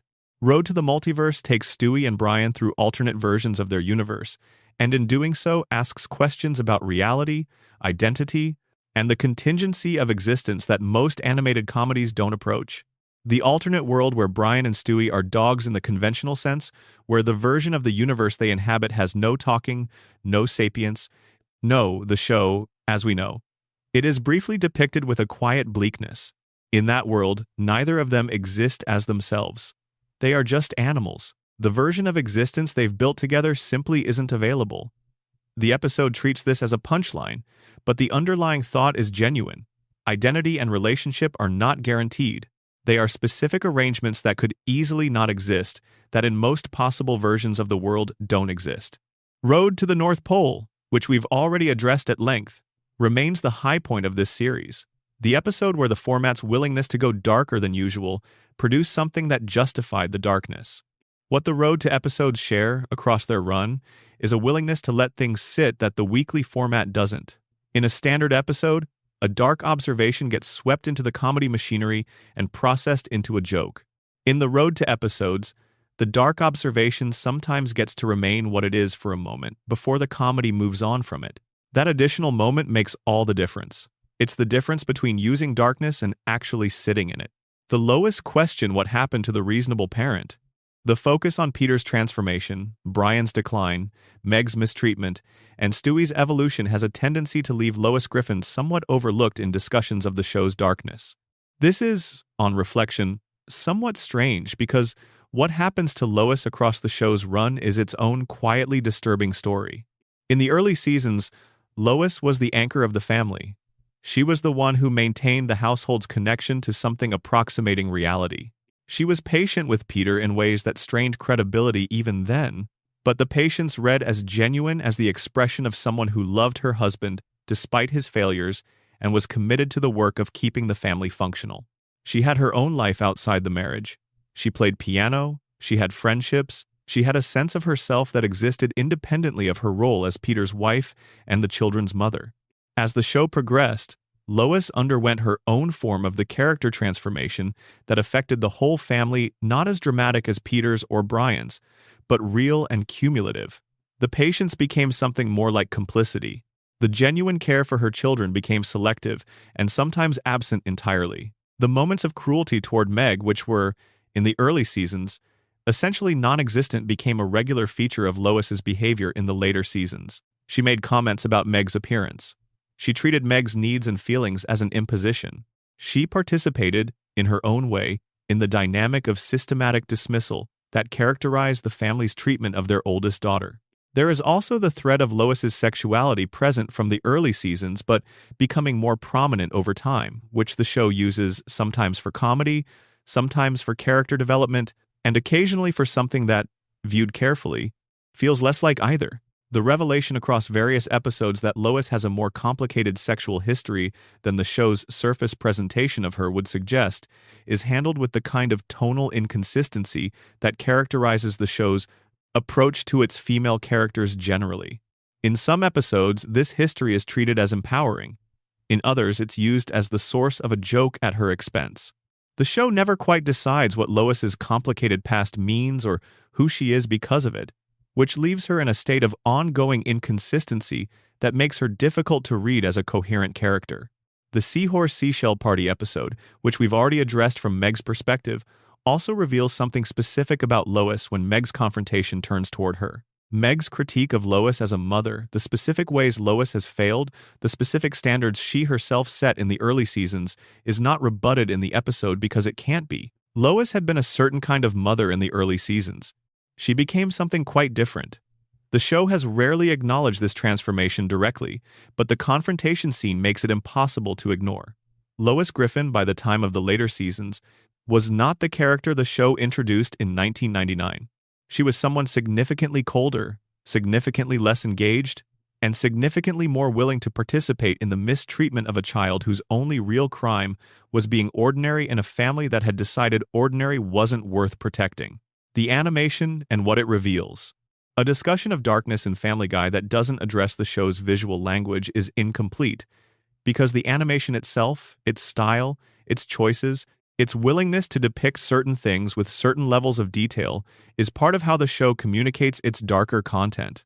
In the earliest seasons, the animation was rougher and more expressive. The characters moved with a kind of looseness that made the physical comedy feel kinetic and alive. The faces were capable of a wider range of expression than later seasons allowed. When a character was hurt, the visual style of that hurt was clearly cartoonish, exaggerated, physically impossible, readable as comedy rather than injury. As the show continued, and particularly in the later seasons, the animation of violence became more detailed and more realistic. This is something that critics and fans have noted across multiple points in the show's history. The shift from slapstick hurt to something that looked more anatomically consequential. Characters began being depicted with injuries that had visible, specific physical reality, broken things that looked broken, damage that looked like damage. The show had not changed what it was doing to the characters. It had changed how it was showing it. And the change in how it was shown changed the experience of watching it. This is not an accident. The choice to animate violence with increasing realism in a show that was already pushing its content into darker territory is a creative decision that reflects and amplifies the show's general drift toward extremity. It's harder to laugh at something when the visual register of it is not clearly absurdist. When Peter falls downstairs, the comedy depends on the fall looking like a cartoon fall. When the fall is animated with the kind of detail that makes you think about what falling downstairs actually does to a human body, the comedy evaporates and something else takes its place. The most graphic sequences in the later seasons, the ones that generated specific complaints from parent and advocacy groups, the ones the Parents Television Council cited in their various condemnations of the show, are sequences where the visual style and the content of what's being depicted work in tandem to produce something genuinely difficult to watch. The reindeer cannibalizing each other in Road to the North Pole. The sequence of injuries in various late-season episodes where the anatomical detail goes significantly beyond what cartoon slapstick requires. These are choices about how to show things, made with an awareness of what those choices communicate. The visual style of the early episodes, with its rougher and more expressive quality, also contained darkness, but it was darkness that the aesthetic presented clearly as cartoon. The later season's cleaner, more polished, more anatomically detailed animation style removed some of that protective signal. When the show looked more like animation that was trying to look real, the things it depicted in that animation style registered more like things that were trying to feel real. The visual language told the audience something different about how to receive what they were watching. And what they were watching, by that point in the show's run, was often content that required more careful consideration than the format historically invited. The show's relationship with real-world tragedy, Family Guy has on multiple occasions found itself in the uncomfortable position of having produced content that intersected, sometimes devastatingly, with real-world events that occurred after the content was made. The Turban Cowboy episode, which aired in March of 2013, contained a cutaway sequence depicting Peter driving through the Boston Marathon and hitting runners. The Boston Marathon bombing occurred on the 15th of April, 2013. The proximity of the joke to the real tragedy, the gap between the two was less than 2 months, was close enough that Fox pulled the episode from all platforms almost immediately following the bombing. The episode remained unavailable for an extended period. The dynamics at play in this situation are worth examining. The episode was made, presumably, without any connection to the real event. It was animated months before it aired, and the Boston Marathon is a real event that comedy writers might reasonably use as a comedic reference without anticipating that it would become the site of a terrorist attack. The coincidence was precisely that, a coincidence. But the coincidence illuminates something about how the show's relationship with dark content works across time. Jokes that use real tragedies as comedic material, assassination jokes, disaster jokes, violence jokes that reference real events, have a shelf life that is entirely dependent on the temporal relationship between the joke and the event. A joke about the JFK assassination made in 1999 operates very differently from a joke about the JFK assassination made in 1963. The same material has a different effect depending on how far the audience is from the actual event. Family Guy, because it has been running for over 25 years and because it regularly reaches into recent history for comedic material, has repeatedly found itself on the wrong side of this temporal dynamic, closer to the events it's referencing than comfortable distance would require. The Fat Man and Robin episode, which contains a joke about the Microsoft founder Bill Gates, is another example, one that illustrates a different aspect of this problem. The joke in question involves a reference to Gates's work that was, at the time of production, a reasonable comedic reach. Viewed years later, with additional context about Gates's career and decisions, the same joke lands differently. The show produced content in a specific temporal context, and that context changed around it. This is not unique to Family Guy. All long-running comedy with satirical ambitions faces this problem.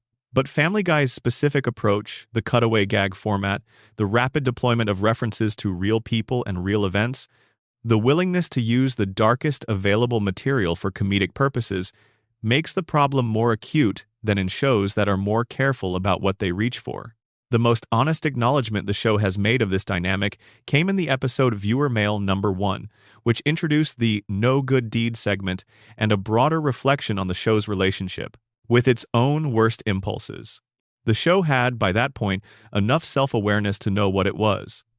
What it didn't have was a mechanism for that self-awareness to change what it actually produced. Knowing you have a problem and solving that problem are two very different things. And Family Guy's history is largely a record of a show that knew, across many years, what its problems were, and kept producing them anyway. The humor of disability, a specific darkness. One of the threads running through Family Guy's history that deserves specific examination is the show's approach to disability, both as a source of comedy and as a characteristic of characters the show depicts. Joe Swanson's disability, he uses a wheelchair following an injury sustained in the line of duty, was, in the early seasons, treated with a degree of care that was somewhat surprising for a show that cared very little about offending anyone.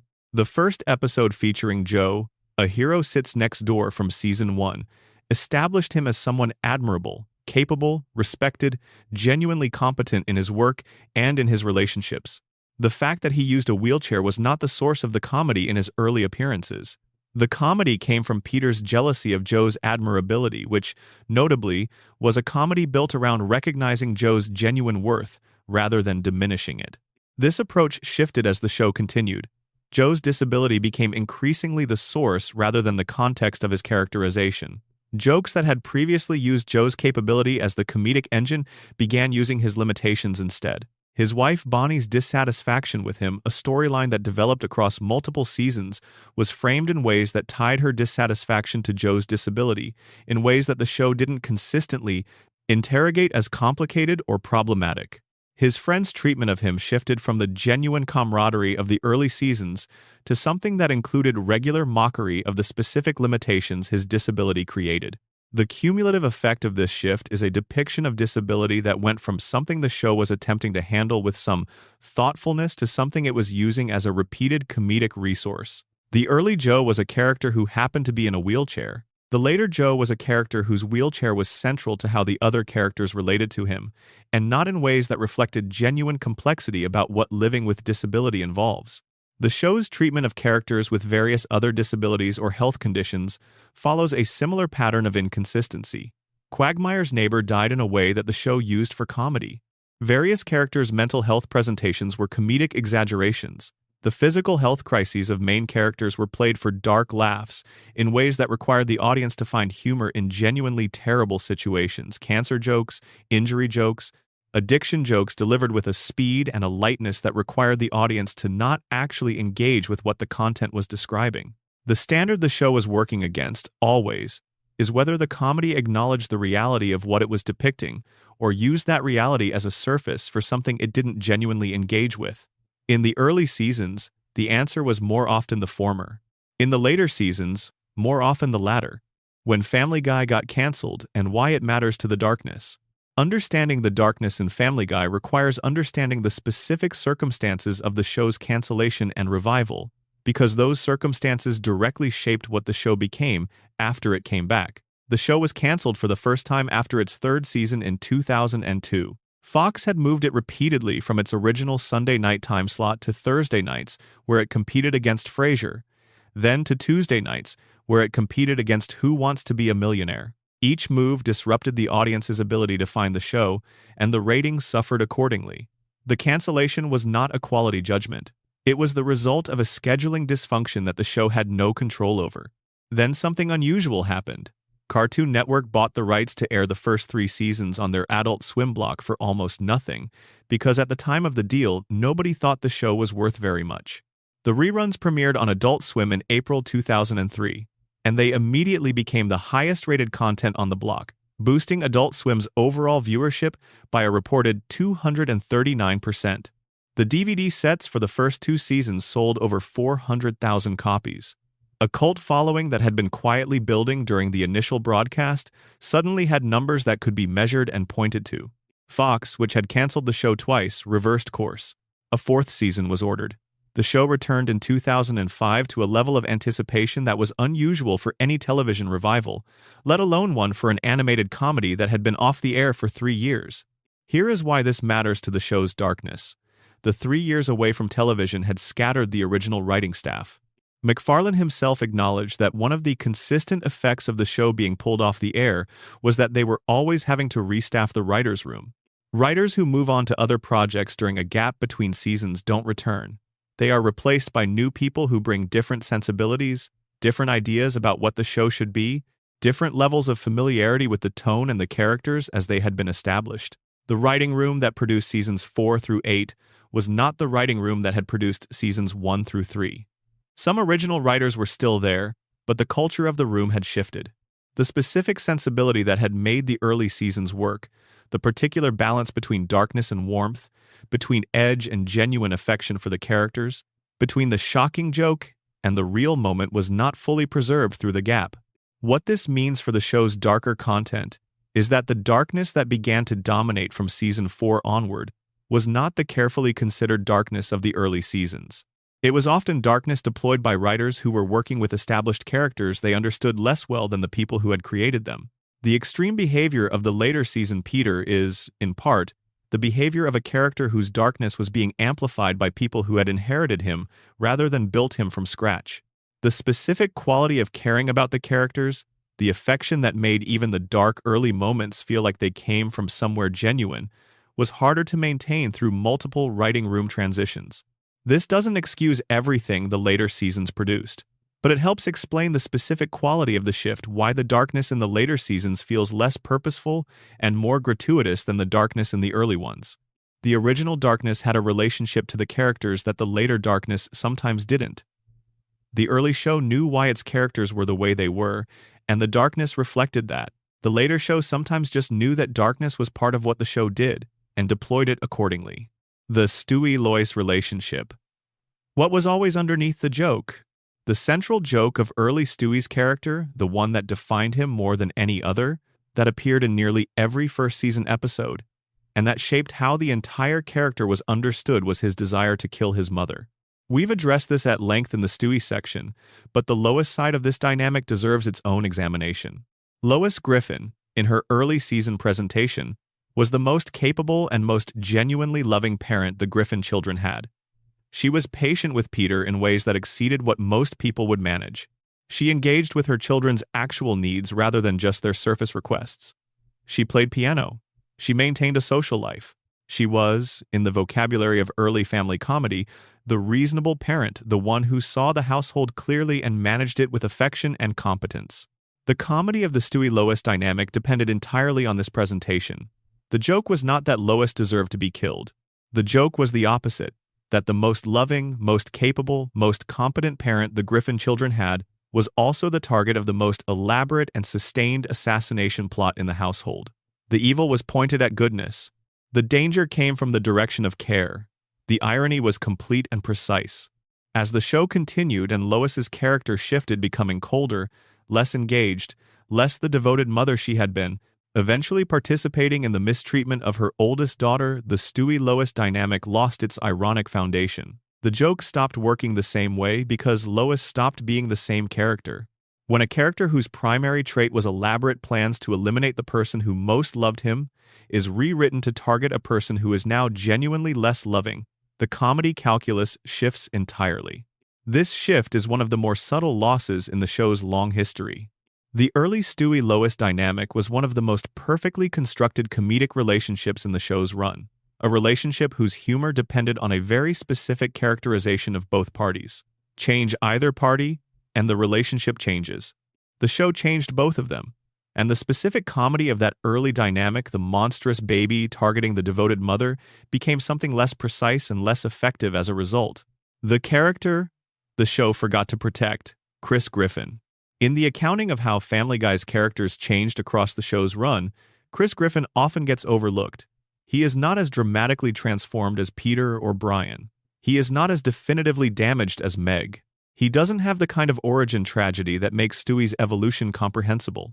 He is, at first glance, just the reasonably simple older brother, awkward, not particularly bright, not particularly ambitious, existing mostly in the background of the family's more dramatically compelling stories. But Chris Griffin's situation, taken seriously, is its own kind of quiet darkness. Chris is depicted from the early seasons as a teenager with an unusual artistic talent he can draw, with a skill that goes well beyond casual adolescent doodling, and the show occasionally acknowledges this as a genuine gift. He is also depicted as having a specific intellectual limitation. He is not academically gifted, And the show sometimes uses this for comedy in ways that go further than typical teenage boy is not a scholar humor into territory that is actually somewhat bleak about what Chris's prospects look like. What makes Chris's situation dark is the context. He lives in a household where his father has become someone who actively damages the people around him, where his mother is increasingly absent from the emotional life of the family, where his sister is being systematically mistreated, where the dog is unreliable, and where the baby is, for whatever this is worth, the most functionally competent person in the house. Chris navigates all of this with a cheerfulness that, read generously, is resilience, and, read less generously, is the cheerfulness of someone who hasn't fully registered the weight of his environment. The Herbert storyline, which we've addressed from Herbert's perspective, is most disturbing when you consider what it means from Chris's perspective. Chris has a neighbor who has been openly, specifically, and persistently pursuing him across multiple seasons. The adults in his life have not protected him from this. His father doesn't notice, or notices, and doesn't register it as a serious concern. His mother's response has not been consistently depicted as protective. The institutional mechanism school, police are not meaningfully engaged. What Chris experiences, translated from the comedy register into a realistic one, is a sustained predatory interest from an adult in his community that his family has failed to address. The Con Heiress episode, where Chris becomes jealous of Herbert's temporary interest in Peter, is the most disturbing expression of this because it requires Chris to experience Herbert's interest as something worth competing for. The episode needs Chris to want Herbert's attention back. It needs him to feel the loss of it as a genuine loss. And playing this as sibling-style rivalry requires the show to normalize the entire dynamic as something comprehensible within a framework of wanting attention, rather than something that should be fundamentally alarming. Chris Griffin is the character the show built as a relatively simple comedic presence and accidentally placed in one of its most uncomfortable, long-running situations. The darkness around him is not the dramatic, visible darkness that surrounds Meg. It's the quieter darkness of a situation the show never quite acknowledged as dark, because to acknowledge it would have required addressing Herbert's ongoing presence in a way the show found inconvenient. The world the show built, and why it matters. We've spent considerable time tonight walking through specific episodes, specific characters, specific moments where the darkness in Family Guy becomes visible in ways that the show's usual comedy register doesn't fully contain. What remains to say, before we come to our close, is something about what all of this means together, what the accumulated darkness of 25-plus years of this show actually describes. Family Guy did not set out to be a dark show. It set out to be funny. It set out to be the kind of animated comedy that could find laughs in places other shows wouldn't go, that could be edgier and more surprising and more unpredictable than what came before it. The darkness was always a tool in service of that goal, rather than the goal itself. But tools have a way of shaping the thing they build. A show that returns to darkness often enough, that uses darkness frequently enough as the mechanism for its comedy, that trains its writers and its audience to see darkness as the natural environment in which its characters operate. Such a show eventually becomes shaped by the darkness it was using. The darkness stops being the tool and starts being the structure. What Family Guy built, across its long run, is a world where darkness is the natural condition, where the comfortable moments are interruptions in a general register of dysfunction, cruelty, and consequence-free harm, where the warmth of the early seasons, real and genuine and worth valuing, was the interruption, and the darkness was the baseline that reasserted itself over and over as the show continued. The individual storylines we've examined tonight, Stewie's malevolence, Meg's sustained mistreatment, Brian's decline, Peter's transformation, the North Pole's horror, the bank vault's honesty, the domestic violence storyline's failed earnestness, Herbert's unchecked presence are each significant in their own right, but they are also parts of a larger architecture. They are the show consistently returning to a vision of what human beings are like, what families are like, what communities are like, what the world is like that is, at its foundation, quite dark. This doesn't make Family Guy a bad show. The darkness is often the source of the show's most striking moments. The episodes that work best are frequently the ones that go furthest into difficult territory. The Bank Vault episode, the North Pole episode, the first 3 seasons' careful balance between darkness and warmth. The show's willingness to go to places other comedies wouldn't is genuinely part of what made it distinctive and influential. But it does mean that watching Family Guy, carefully watching it with the attention it was never quite designed to receive, is an exercise in sitting with something considerably heavier than the laugh track suggests. The darkness doesn't disappear when you notice it. It doesn't get less dark because you're watching it framed as a comedy. What you're looking at is a world that has organized itself around certain things, around dysfunction and cruelty and the accommodation of harm, and that has been doing so week by week for over 2 decades. That's the kind of thing that's worth seeing clearly. And that's what we've been doing, together, tonight. Number final section. What remains when the jokes are gone? There is a question that sits at the end of any journey through the darker regions of a long-running comedy. When you take away the jokes, what's left? For Family Guy, the answer is complicated. What's left when you take away the jokes is a family that has been, across 25 years, consistently failing each other in documented ways. A father who became someone the show can no longer fully defend. A mother who drifted from her best self without enough episodes acknowledging the drift. A daughter who absorbed years of mistreatment before the show, reluctantly pulled back from the worst of it.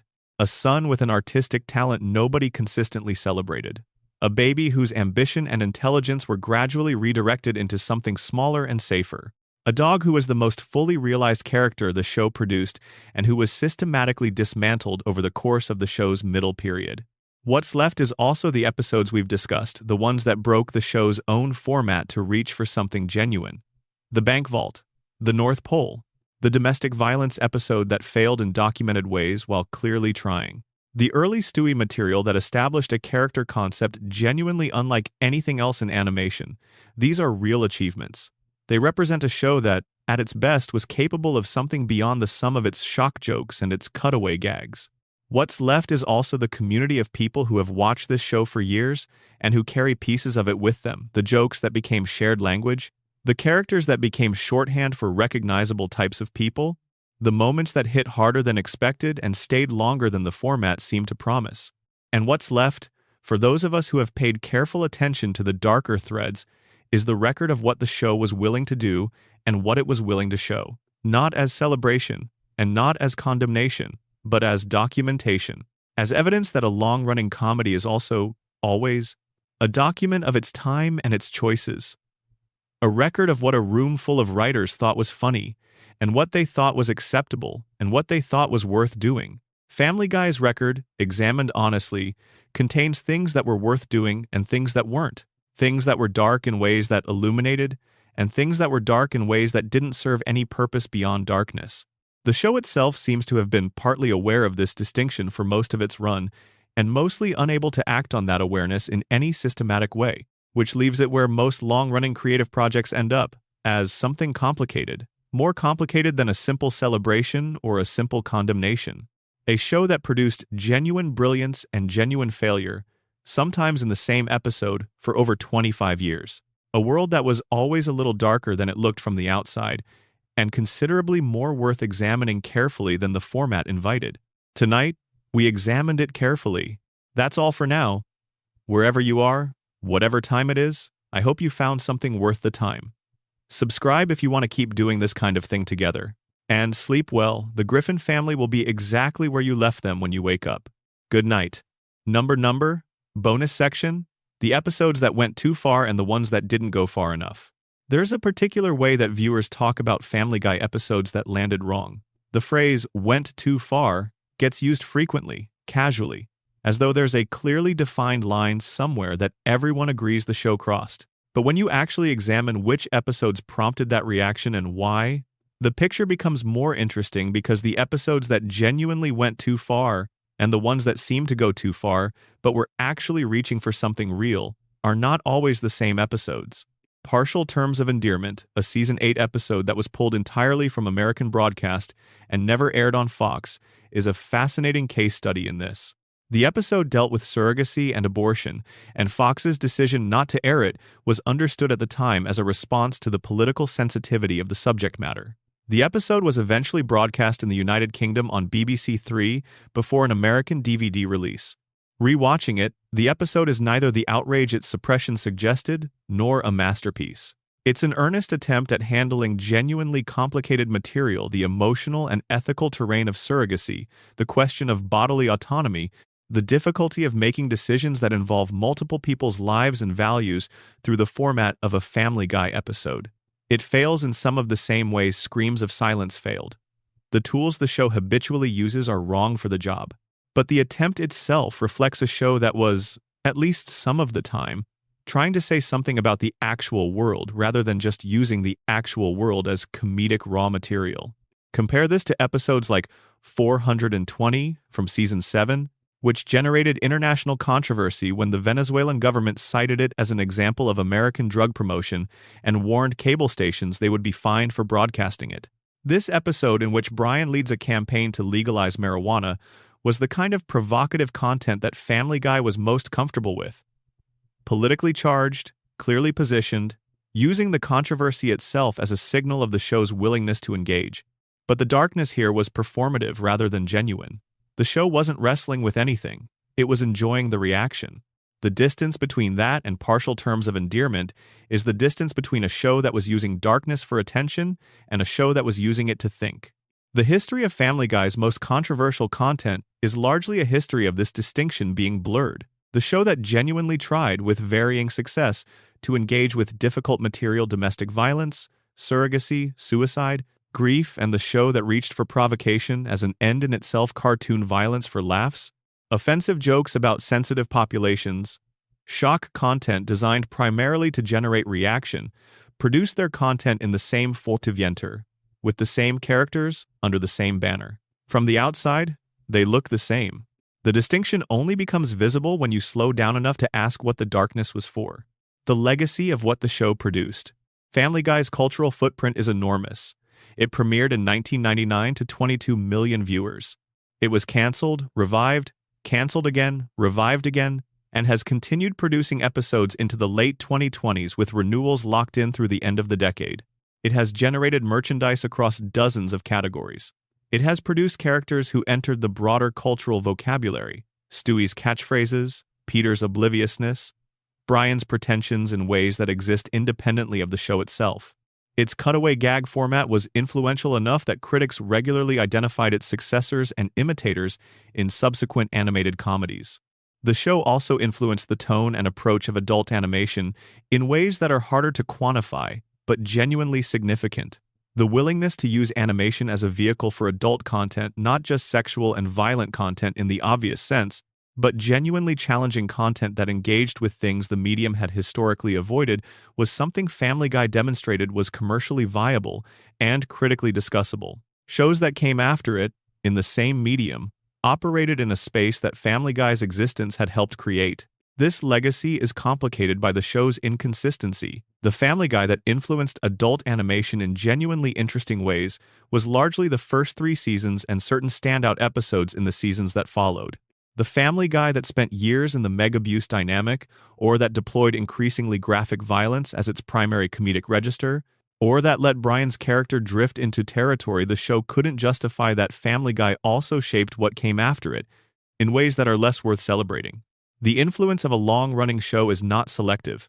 The good and the bad travel together. The episodes that were genuinely brave and the episodes that were lazy or harmful alike contributed to what the medium understood itself to be capable of. And because the show ran long enough to produce the Bank Vault episode and the Seahorse Seashell Party, ending its legacy is genuinely mixed, worth acknowledging in full, rather than simplified in either direction. The question of what comedy is for. Every sustained discussion of dark comedy eventually arrives at this question. What is comedy actually for? Not the tactical question of what makes something funny, but the deeper one about what function comedy serves, what it does for the person making it, the person watching it, and the culture in which both those people exist. The oldest answers to this question are still the most durable. Aristotle's discussion of comedy in the Poetics positions it as a representation of something worse than ordinary, a form that allows the audience to encounter the ridiculous and the base in a safe register. The Aristotelian tradition treats comedy as essentially corrective. Laughter is the signal that something is less than it should be, a recognizable deviation from an understood standard. You laugh because you see what's wrong. This tradition suggests a particular use for dark comedy specifically. If laughter signals deviation from a standard, then dark comedy, comedy that draws on genuinely terrible things, can serve as a mechanism for holding those terrible things up to be recognized without being fully experienced. You can laugh at tragedy while also, somewhere underneath the laugh, acknowledging the tragedy. The joke creates distance from something genuinely painful. The distance makes it possible to look at the thing directly. Family Guy, at its best, did this. The Stewie material in the early seasons worked because the laughter at a baby plotting murder also contained, somewhere beneath it, a recognition of something real about the darkness that exists in certain kinds of rage and ambition and the desire to control one's own circumstances. The Road to the North Pole episode worked because the comedy about Santa's horrible workshop was also, genuinely, about the cost of maintaining mythologies of abundance in a world of actual scarcity. The Bank Vault episode worked because the discomfort of the gross-out content was the price of admission to a genuinely honest conversation about depression and the specific form of connection that sometimes makes living bearable. What the show produced when it was failing the meg-abuse material at its worst, the gratuitous violence that exceeded what the comedy required, the Herbert dynamic that normalized rather than examined, was comedy that used dark material without doing the work of the Aristotelian model. It didn't hold the terrible thing up to be seen clearly. It put the terrible thing in a comedy frame and asked the audience to take care of it, to make it okay by laughing, to smooth over the rough edge of what was actually being depicted by responding to it the way the format indicated. That's the failure mode. And Family Guy fell into it regularly enough that it became characteristic the show most people think of when they think of comedy that went somewhere it probably shouldn't. But the success mode was real too. And the difference between dark comedy that does the work and dark comedy that doesn't, is worth understanding, because it's a distinction that applies well beyond this particular show. It applies to any creative work that wants to engage with difficult material honestly. The question is always whether the darkness is being used to create understanding or to avoid it, whether the laugh is the beginning of a reckoning or the end of one. Family Guy, across its long history, has been both of those things. The failure was more frequent in the later seasons. The success was more concentrated in the earlier ones. But both were always possible from this show, right up until the most recent episodes, because the characters and the format could always, theoretically, be turned towards something genuine. That's actually what makes it worth watching carefully. Not the shock content, not the offensive jokes, not the extremity for its own sake. The genuine possibility, sometimes realized, and sometimes not, that the show might look at something real and say something true about it. That possibility is what we've been chasing tonight. Through the darkness, through the episodes that landed and the ones that didn't, through the characters as they were and as they became. Looking for the places where the show said something true. We found some of them. The show at 25 where things stand. Family Guy, as of 2025, has been renewed through season 27 in a deal with Disney, the parent company that acquired Fox Entertainment, extending the show through the 2028 to 2029 television season. Each season under this arrangement will consist of 15 episodes. The show has received a renewal that will take it past its 30th anniversary. The ratings picture that accompanies this renewal is unusual. Season 23 averaged approximately 723,000 viewers, less than 750,000 people watching new episodes of a show that once drew 22 million for its premiere. This is a staggering reduction in audience. The show has lost more than 95% of the audience that originally defined it as a television event. And yet it continues. And will continue. Because the economics of animation, cheaper to produce than live action by a significant margin, enormously valuable in syndication and streaming, where it reaches entirely different audiences than those watching first-run broadcasts, make the continued production commercially sensible, regardless of the first-run numbers. The show is not continuing because people are showing up to watch it on Wednesday nights. It is continuing because 25 years of episodes represent a library with real and ongoing commercial value. Seth MacFarlane, in an interview from April 2024, described the show's continued existence in terms of financial utility rather than creative passion, noting that it made people happy, that it helped fund environmental conservation causes he cared about through the revenue it generated, and that it had reached what he called escape velocity, meaning it had been going long enough that there was no logical reason to end it unless the audience stopped caring. He framed the continuation in terms of audience demand and financial function, rather than in terms of having stories left to tell or creative directions left to explore. This is an honest description. And it is, in its honesty, somewhat melancholy. The show that began because a young animator had something specific he wanted to say, characters he wanted to develop, a sensibility he wanted to express, a world he wanted to build is now continuing because the world that was built is an asset that can continue to be leveraged. The creator is honest about this. The show is honest about this. The fourth wall breaks in the later seasons frequently acknowledge the show's own staleness and continued existence. The self-awareness is there. Self-awareness, though, is not the same as vitality. Knowing that something has gone on past its natural end is not the same as the thing actually ending, or being renewed with genuine purpose. Family Guy knows what it is in the later seasons. It doesn't know, or doesn't particularly prioritize the question of whether what it is remains worth producing. That's the final darkness in the Family Guy story. Not the content of any episode, not the treatment of any character, but the show's relationship with its own continued existence, the ongoing production of something that its creator describes in terms of financial utility rather than creative necessity, by a writing team that has not always had the tools or the direction to do the characters justice, for an audience that has shrunk to a fraction of what once defined the show as a cultural event.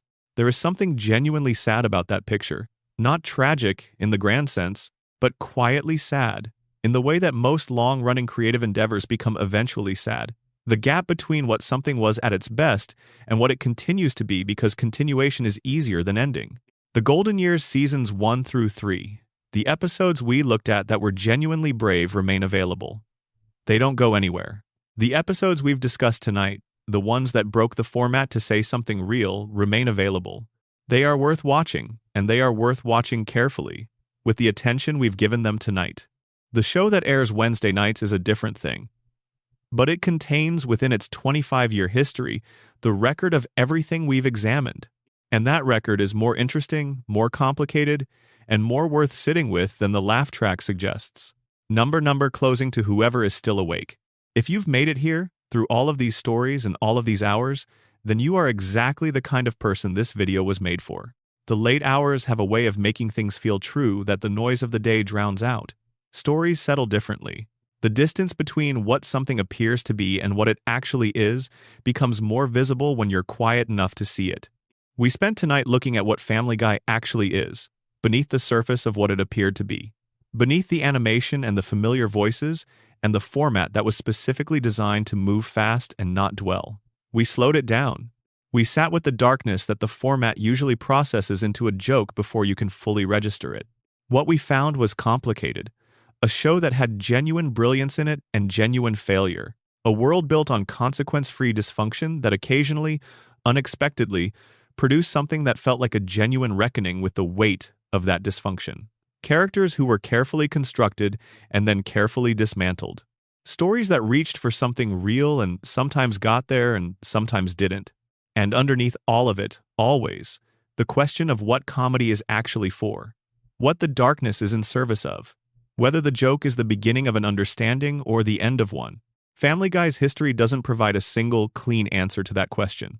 It provides decades of evidence that the question is worth asking, and that asking it carefully about any story that uses darkness as part of its vocabulary is worth the time. That's what we did tonight. If it was worth your time, please subscribe, drop a like, leave a comment telling me where you are and what time it is, and what stayed with you from tonight. I read every one of them, and the communities that form around these conversations are genuinely one of the things I look forward to most. Thank you for being here. Thank you for being awake. Sleep well. Good night. End of script. Total word count. 30,000 plus words. Number. Deep dive section. The side characters who carry the show's darkest implications. Every long-running show develops its bench of recurring side characters over time. These are the people who aren't central enough to anchor an episode on their own, but who appear frequently enough that the audience develops expectations about them, learns their quirks, and uses them as orientation points in the show's world.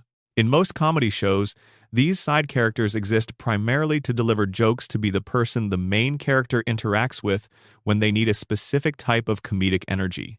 In Family Guy, the side characters often carry the show's most unsettling implications, precisely because they don't receive the central character's level of narrative protection. Cleveland Brown is perhaps the most interesting case study in this. Cleveland was one of Peter's original circle of friends at the Drunken Clam, along with Joe and Quagmire. He formed the social architecture that gave Peter a world outside the Griffin household. Cleveland was mild-mannered, good-natured, and consistently the most decent person in any room he occupied. He was the friend who never quite had Peter's energy or Quagmire's specificity, and this made him, in some ways, the most genuinely likable character in the entire ensemble. Cleveland's departure from the show when he was spun off into his own series, The Cleveland Show, which ran from 2009 to 2013, removed from the main cast the one person who consistently occupied the position of genuine decency. His absence from Family Guy during those years is noticeable in retrospect. The group dynamic at the Drunken Clam shifted. The social world around Peter became slightly meaner, slightly less insulated from the worst of his behavior, because Cleveland had been serving, quietly and consistently, as the person whose fundamental goodness set a standard that the others at least nominally acknowledged. When Cleveland returned to Family Guy after his own show ended, he returned to a group dynamic that had become something different from the one he'd left. The warmth of the original Drunken Clam friendships had cooled into something more perfunctory. The genuine care between these characters, which the early seasons depicted as real, as the foundation of a social world that meant something to all of them, had become more of a habit than a feeling. Cleveland slotted back in, and the show was glad to have him back, but the group he returned to was not the group he'd left. Bonnie Swanson, Joe's wife, is another side character whose storyline, examined carefully, goes somewhere considerably darker than the comedy register acknowledges. Bonnie spent the better part of the show's early to middle seasons pregnant a joke about the duration of television production cycles that the show maintained for years. When her pregnancy finally resolved, the character who emerged from it was someone who, the show progressively revealed, had fallen deeply out of love with Joe. The storylines involving Bonnie's dissatisfaction with her marriage were played as comedy as the exasperated wife archetype taken to a particular extreme. But what they actually depicted, when you strip the comedy framing away, is a woman in a marriage she no longer wants to be in, with limited visible options for exit, in a community that isn't particularly equipped to help her find them. The show handles this dynamic with its usual inconsistency. In some episodes, Bonnie's dissatisfaction is sympathetic. In others, she's coded as the villain of the piece for feeling it. The show never quite decided how to feel about a wife who didn't want to be a wife anymore, and that indecision shows. What it produced, across the years of this storyline, is a portrait of marital unhappiness that is occasionally genuinely dark in its accuracy about what long-term relationship dissatisfaction actually feels like, and then handled with tools that don't honor that accuracy. The character of Death the Grim Reaper, voiced across the show's run as a young, somewhat awkward guy who doesn't particularly enjoy his job, appears periodically and represents something interesting about the show's relationship with mortality specifically. By making Death a sympathetic, relatable, somewhat put-upon figure rather than a terrifying one, the show both deflates the horror of what he represents and humanizes the concept of dying in ways that occasionally produce something genuinely warm. Death has a social life. Death has feelings about things. Death has preferences and discomforts and moments of genuine kindness. Making Death a character the audience likes is, in its own way, a sophisticated response to the show's frequent engagement with mortality. It domesticates the concept just enough to allow comedy to operate alongside it, without either destroying the comedy or falsifying the darkness. The physical comedy and what it gradually became? Physical comedy in animation operates according to a set of conventions that are understood by audiences almost instinctively. A character falls and is immediately fine. An injury is depicted with visual exaggeration that signals it as funny rather than serious. Pain is temporary. Recovery is instant. And the visual language of the hurt makes it clear that we're in the register of slapstick rather than genuine suffering. These conventions exist because they serve a real purpose. They allow comedy involving physical harm to function without triggering the distress response that actual depictions of harm would generate. You can hit someone over the head with a frying pan in a cartoon, and it's funny because the visual register, the stars orbiting the head, the accordion sound effect, the immediate recovery signals that this is happening in a different category of reality than the one where hitting someone over the head with a frying pan is serious and dangerous. Family Guy operated within these conventions for its early seasons, and the physical comedy in those early episodes functions exactly as designed. Peter falls down the stairs. Peter gets into ridiculous situations with the giant chicken and fights that are extended and elaborate but clearly cartoonish. The injuries are impossible and the recovery is instant, and the whole thing reads as comedy because the visual language supports that reading. Starting around season 8 and accelerating through the subsequent seasons, the show began departing from these conventions in ways that changed the experience of watching the physical comedy. The injuries started being depicted with more anatomical specificity. Characters showed wounds that looked like wounds that had real visual consequence, that didn't resolve instantly, that lingered in a scene long enough to register as something other than a cartoon bump.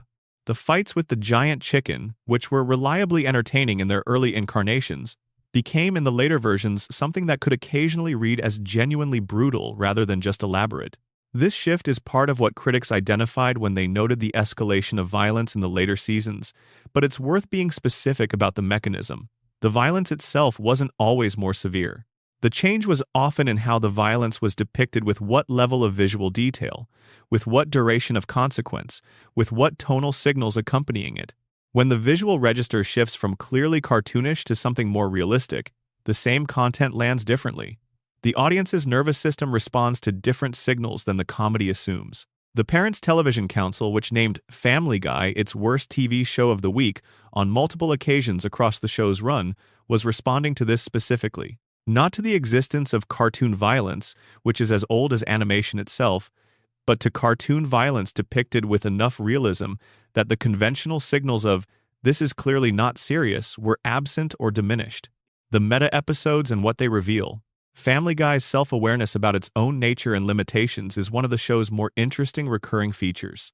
The show has, across its run, produced episodes that break the fourth wall to acknowledge that what is happening on a television show, that the characters are aware they are characters, that the writers are aware they are writers, that the whole enterprise is constructed rather than natural. Some of these meta moments are straightforward comedy, Stewie or Brian looking directly at the camera to acknowledge a joke that just landed, or Peter remarking on the show's familiar elements before diving back into them.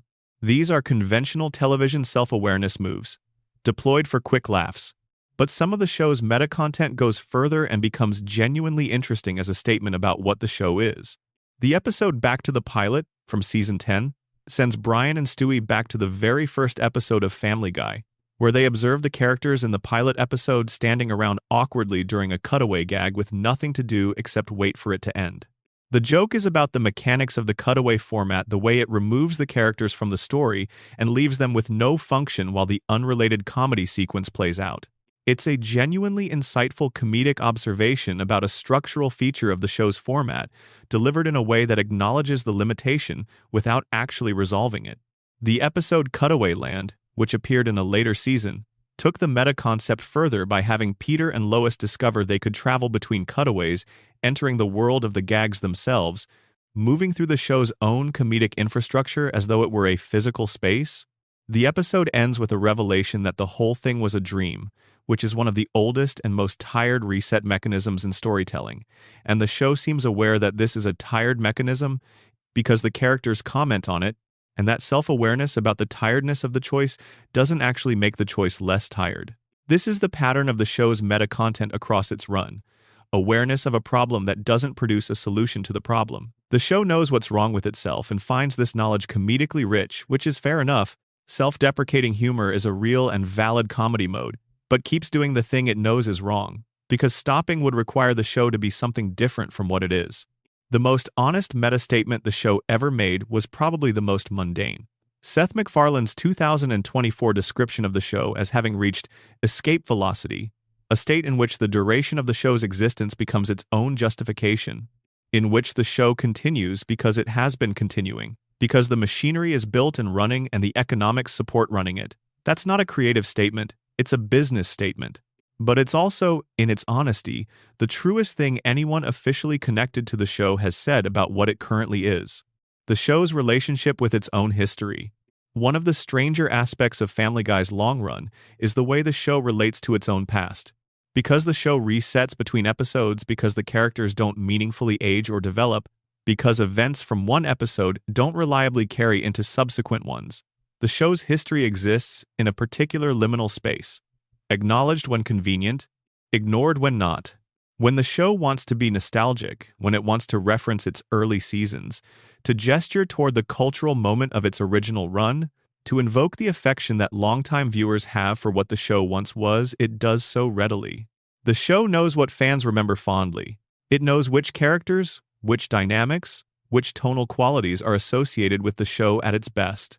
When the show wants to do something that contradicts that history, when it wants Peter to do something that the early Peter wouldn't have done, or Brian to behave in ways that contradict his early characterization, or Meg to be treated in ways that the early show wouldn't have sanctioned, the reset button is available. The prior history can simply not be in the room. This relationship with its own history produces a show that is, in some sense, genuinely amnesiac. It remembers what it needs to remember and forgets what it needs to forget, episode by episode, season by season. The result is that the show exists in its later seasons as a kind of palimpsest, a document written over many times, with older writing occasionally visible through the new, but the new text covering enough of the old that a casual reading produces a continuous surface rather than a document with layers. The darkness in this is subtle but real. A show that can't hold its own history accountable is a show that can't grow from its mistakes. The writer's room can produce something genuinely harmful, the Meg abuse dynamic, the Seahorse Seashell party ending, the Herbert material in its worst episodes, and then simply not carry the consequence of that forward. Next episode, things are different. The specific harmful thing that was done is no longer being done. But neither is it being addressed. It's being replaced without reckoning by whatever comes next. Real people don't get this option. Real families can't simply reset. The choices made over time accumulate into something that has to be reckoned with or carried forward, or both. The show's inability to do this, its fundamental structural resistance to genuine consequence, is part of what makes watching it carefully feel, sometimes, like watching something that refuses to be accountable for itself. The Griffin neighborhood as a system. The neighborhood around the Griffin house, Spooner Street, Quahog functions as a system, and systems have their own logic. The characters who populate this system, Joe and Bonnie across the street, Cleveland in his house when he was there, Quagmire 2 doors down, Mort Goldman at his pharmacy, various others who appear and recur, form a community of relationships that the show uses as backdrop and context for the Griffin family's stories. But the neighborhood, examined as a system, has some remarkable properties. It is, as we've already noted, a community where certain kinds of harm go entirely unremarked. It is also, more broadly, a community where the social contract between neighbors seems to have been replaced by a kind of resigned coexistence. The characters don't particularly look out for each other in the way that neighbors look out for each other in the idealized version of American suburban community life. They drink together at the bar. They show up at each other's houses for various plots. But the fundamental protective function that community life is supposed to serve, the mutual accountability, the shared watching over that makes a neighborhood safer than isolation, is largely absent. This absence is most visible in the Herbert situation, which we've already addressed, but it's present in subtler ways throughout the show. Peter's escalating behavior toward his family happens in a neighborhood where neighbors see each other regularly, where the Griffin children go to school with other children whose parents might notice things, where Joe is literally a police officer who lives across the street. The absence of response to what happens in the Griffin household is not just a narrative convenience. It's a characterization of the neighborhood as a place where people have agreed, implicitly, not to see each other too clearly. This is, again, something that has parallels in real communities. The social science literature on bystander effects and diffusion of responsibility describes the real mechanisms by which communities fail to respond to harm that occurs within them. The ways that proximity to many others actually reduces the likelihood that any one person will act because everyone assumes someone else will. The Griffin neighborhood seems to operate on a kind of permanent bystander effect. Everyone knows what's happening. Nobody acts on what they know. In the early seasons, this was a structural device. The humor of Stewie's evil genius depended on nobody around him noticing or responding to his plots. The comedy of many early episodes depended on the community's benign obliviousness. But as the show continued and the content became darker and more specific, the same structural device started producing a different effect. The community's failure to respond to what was happening to Meg, to what Joe was experiencing in his marriage, to what Herbert was doing down the street, these failures stopped reading as comic obliviousness and started reading as something more uncomfortable. a neighborhood that doesn't see as a frightening thing. Family Guy built one for comedy purposes, and then kept it running long after the comedy purposes were the primary thing being served by its existence. The song's dark comedy through music.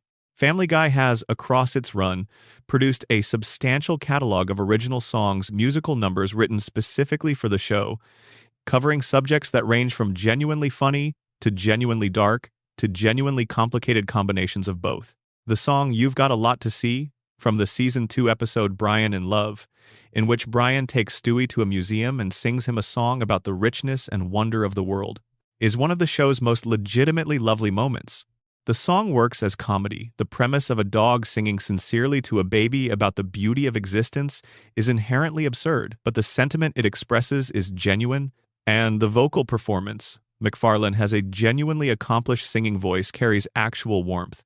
It is an instance of the show using its musical capacity to say something true about the relationship between these two characters. Christmas Time is Killing Us, from Road to the North Pole, is the inverse, a song that uses the musical form to carry darkness that the straightforward comedy register couldn't sustain. The song is performed by overworked, suffering elves singing about the literal destruction that the holiday season is visiting upon them. It's funny, in the show's specific mode of funny, dark, and satirical and committed to its premise, but the darkness in the song is real, and the music doesn't soften it so much as make it more bearable to receive. The FCC song, from PTV, is political satire through music broadly funny, clearly positioned, designed to generate a specific reaction from an audience that is in on the joke. This is the show's most comfortable register for musical material, using the inherent playfulness of the musical form to carry content that would feel preachy or didactic in a straightforward dramatic presentation. The FCC song works because it knows it's a song, because the artifice is part of the point. The darkest single song in the show's catalog is probably the Terry Schiavo, The Musical Number, which we've referenced before, children performing. In musical form, about a woman in a persistent vegetative state. The use of the musical comedy form to approach material that is genuinely, specifically about a real person's suffering and death, and the political battle over that suffering, is the specific offense of this piece. The song is technically competent, and in some respects well-constructed as a piece of dark satire. What makes it dark rather than brilliant is the specificity of the target, the real person, whose actual situation is the raw material of the comedy, and the total absence of any register in the number that acknowledges the reality of what it's treating as comedy fodder. The best of the show's songs, like the best of the show's episodes, are the ones where the musical form does something that the straightforward comedy or drama couldn't do as well, where the artifice of the song creates exactly the right amount of distance from the subject matter to make the subject matter receivable. The worst are the ones where the musical form is used as cover for content that doesn't hold up when the music stops. Script continues, full word count, target achieved, number. The darker episodes nobody talks about, overlooked and under-examined. There's a specific list of Family Guy episodes that come up in every conversation about the show's darkest content. The North Pole episode, The Bank Vault, Screams of Silence, Seahorse Seashell Party.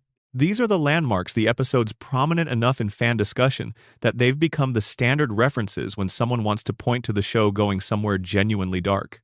But the show's long history contains a substantial number of episodes that pushed into disturbing territory without reaching landmark status, episodes that came and went without generating the sustained discussion they might have warranted. Because the show's general darkness had already calibrated audiences to a high baseline, or because the specific darkness of the episode was too narrow to generate broad conversation, or simply because the episode landed in the middle of a season that was being followed by fewer people. Quagmire's Dad, from Season 8, is one of these. The episode deals with Quagmire discovering that his father has undergone gender affirmation surgery. The episode's treatment of this subject has been extensively criticized as harmful and transphobic, particularly in a scene where Brian, after a romantic encounter with Ida, Quagmire's father, now a woman, reacts with extreme disgust upon learning that Ida is transgender. The episode was produced at a specific moment in time, and what felt like edgy comedy then reads quite differently with additional context. What's specifically dark about the episode is not just the content, but the framing, the show's complete failure to engage with the genuine complexity of the situation in favor of using Quagmire's family situation as the vehicle for extended transphobic reaction humor. Peter's Two Dads, from Season 5, has a subplot involving Peter discovering that his biological father might be a man named Mickey McFinnigan, an Irish heavy drinker. This plotline requires Peter to go to Ireland, and the episode's depiction of Irish culture is one of the more sustained instances of ethnic stereotype humor. The show produced not the sharpest or most offensive by the show's own standards, but notable for how thoroughly it commits to stereotypes as the entire comedic register of its setting, without any of the self-awareness that sometimes mitigated this kind of material in other episodes. Bill and Peter's Bogus Journey, from Season 5, takes the show's already complicated depiction of male friendship into unusually dark territory when Peter becomes obsessed with Bill Clinton, to the point that the friendship crowds out his relationship with his actual family. The episode's depiction of male hero worship, the specific way Peter completely reorganizes his emotional life around access to someone he idolizes, is both funny and genuinely uncomfortable when you look at it carefully. The show briefly touches on something real about how some men conduct their friendships and their emotional dependencies, and then moves on without quite knowing it was near something worth examining. Brian's Got a Brand New Bag, from Season 8, continues the pattern of episodes that are darker than their reputation suggests, by taking Brian's relationship with an older woman and using it to probe the specific dynamics of age-disparate relationships. The episode's comedy comes from the discomfort of the age gap. The show is less interested in the content than in the reactions the content generates, which is its typical approach to sensitive material, using the reaction as the comedy rather than engaging with what's actually happening between the characters. These overlooked episodes matter because they fill in the picture between the landmark dark moments. The show's darkness was not limited to the episodes that became famous for it. It was present continuously, across hundreds of episodes, in varying registers and with varying levels of craft. The landscape of Family Guy's darkness is not a mountain range with a few dramatic peaks. It is more like a plateau elevated throughout, with certain points rising higher than others, but consistently operating above the baseline that most comparable programming occupied. The Sound of Darkness. How Family Guy uses silence and music to heighten dark content.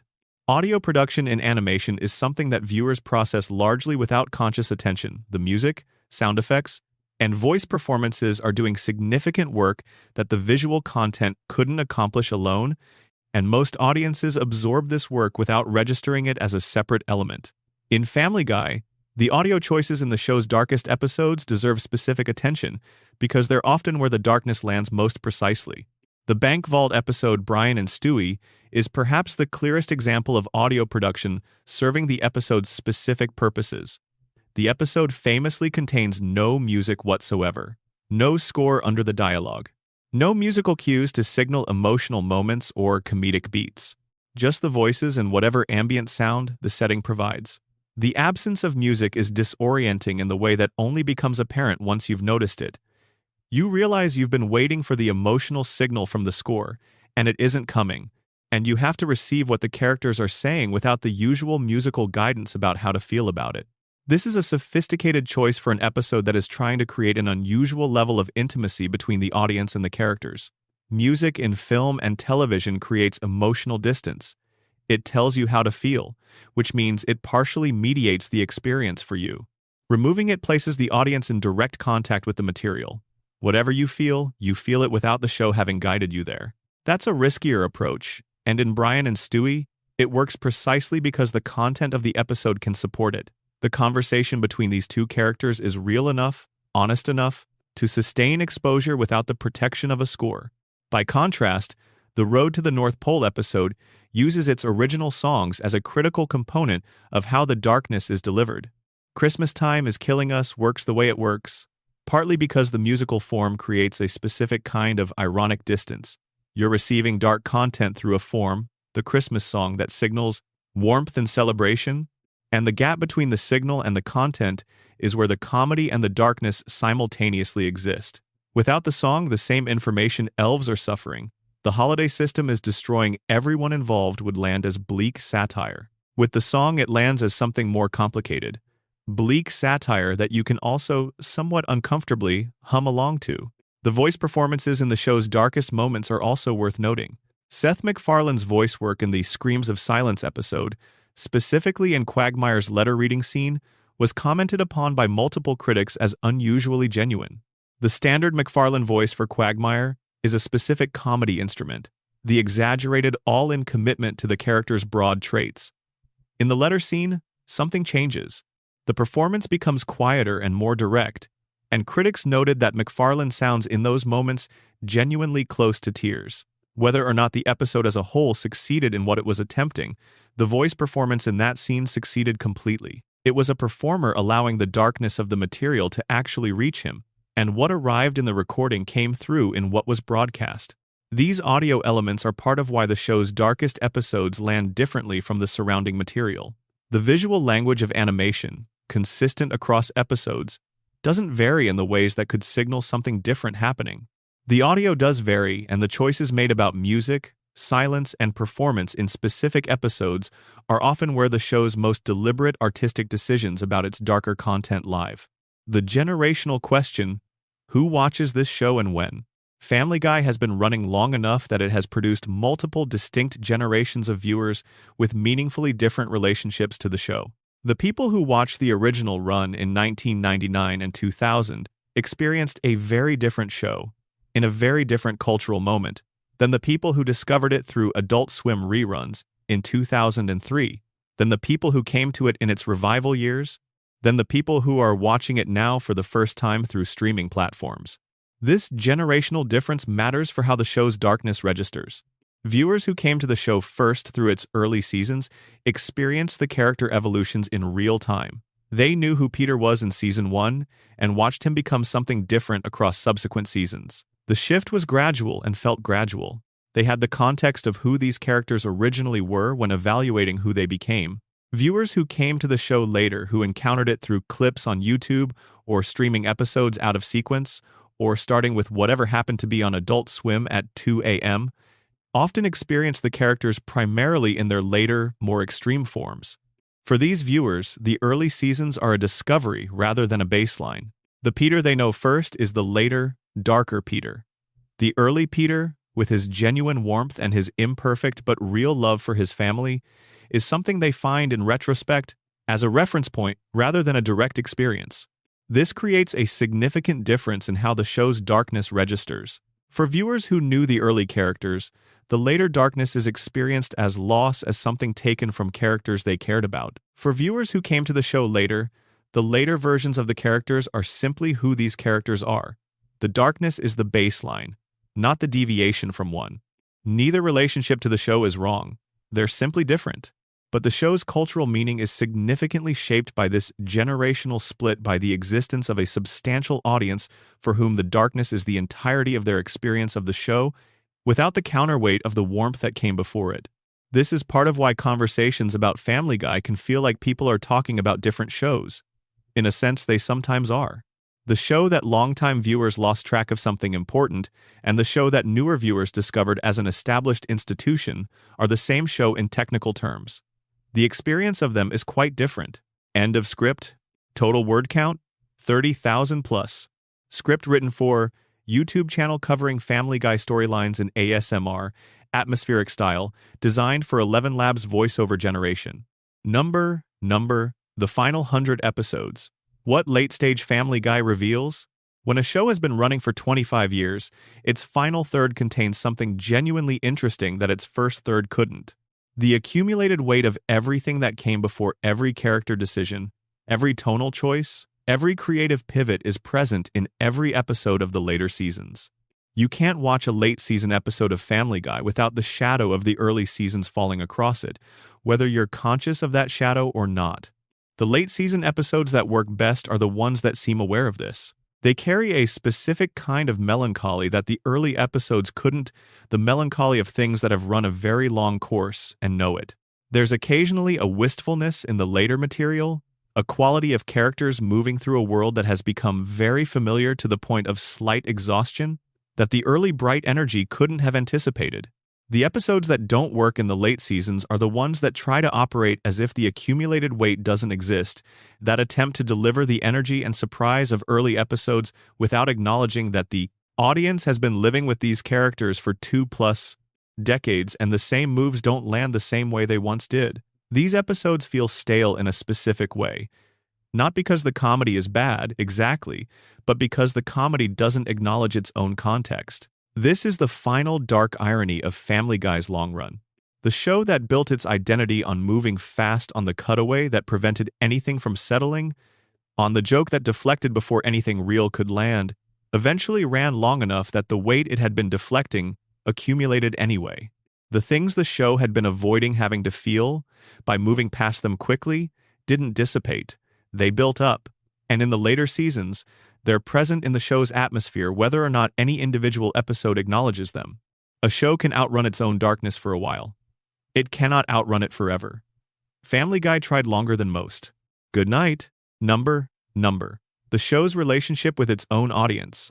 A final meditation. There is one more thing worth examining before we close tonight, and it has to do not with the show itself but with the people who watch it.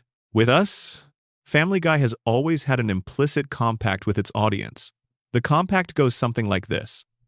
We will show you things that are darker, stranger, and more extreme than what most television shows will show you. In exchange, you will understand that the frame is comedy, that what you're watching is animated, fictional, deliberately absurd, and designed to be received with the protective distance that comedy provides. The joke is the contract. Laugh. And the darkness is contained. The content exists inside the comedy frame, and the comedy frame insulates it from the full weight of what it's depicting. This compact works a significant portion of the time. The early Stewie material, with its absurdist evil genius baby premise, functions within this compact because the absurdity of the premise signals clearly that we're in comedic territory. The cutaway gags, at their best, function within this compact because their brevity and their disconnection from the main story signal that they're supplements to the fiction, rather than genuine engagements with dark subjects. But the compact breaks down at certain moments. And the moments when it breaks down are precisely the moments we've been examining tonight. The Meg storyline breaks the compact because what it depicts, sustained emotional and psychological harm over a decade, is too recognizable as something real to fully receive as comedy. The domestic violence episode breaks the compact by abandoning the comedy frame intentionally. The show tried to step outside of the compact and found that it didn't have the tools to operate outside it. The Bank Vault episode breaks the compact productively by abandoning the comedy frame and replacing it with something genuine. It achieves something the compact couldn't. The audience's experience of these compact breaks is different depending on who they are, where they are in their lives, and what their relationship to the specific subjects is. For someone who has experienced sustained family dysfunction, the Meg storyline hits differently than it does for someone who hasn't. For someone who has experienced domestic violence, the Brenda Q episode hits differently. For someone who has wrestled with the specific darkness that the Bank Vault episode touches, the Brian confession hits differently. This is why the show's darkness is worth examining carefully, and why it was worth spending tonight doing exactly that. The compact, the agreement to receive this as comedy and nothing more, is a default setting that many viewers adopt automatically. But the default setting doesn't mean that the content contains nothing beyond what the comedy frame presents. The content is the content, whatever frame it arrives in. And for viewers whose lives have given them particular access to certain of the show's darker subjects, the content arrives unmediated by the frame in ways that the show didn't always seem fully aware of. Taking the darkness seriously as we've done tonight is one way of acknowledging that the content is real even when the frame is comedy. That stories have weight even when they're animated. That the things being depicted in these episodes are things that exist in the world, that have real weight in the world, and that deserve to be received with more than just a laugh and a cutaway. That's the final thing the show's darkness has to teach us, maybe. Not about Family Guy specifically. About storytelling with dark content generally. The frame matters. Comedy is a real and valuable way of approaching difficult subjects. But the frame doesn't nullify the content. The darkness is still there, beneath the joke, waiting to be seen by anyone patient enough to look. Tonight, we looked. Thank you for looking with me. Good night. Number bonus. The show's most atmospheric moments for the late-night viewer. There is a specific quality to watching Family Guy alone, late at night, that the show was never designed to produce but that many viewers know well. The familiar animation takes on a slightly different character in the quiet hours. The jokes still land, but there's something slower in the processing of them. The spaces between the laughs open up, and in those spaces, The other things, the things we've been examining tonight, become more visible. The show's most atmospheric moments are not its loudest ones. They're the quiet ones. The moment in the bank vault before Brian answers Stewie's question about the gun. The moment in the North Pole when Stewie looks at Santa and understands that the man wants to be done. The moment in Seahorse Seashell Party after Meg has said everything she came downstairs to say. And the room holds that for just a second before the show decides what to do with it.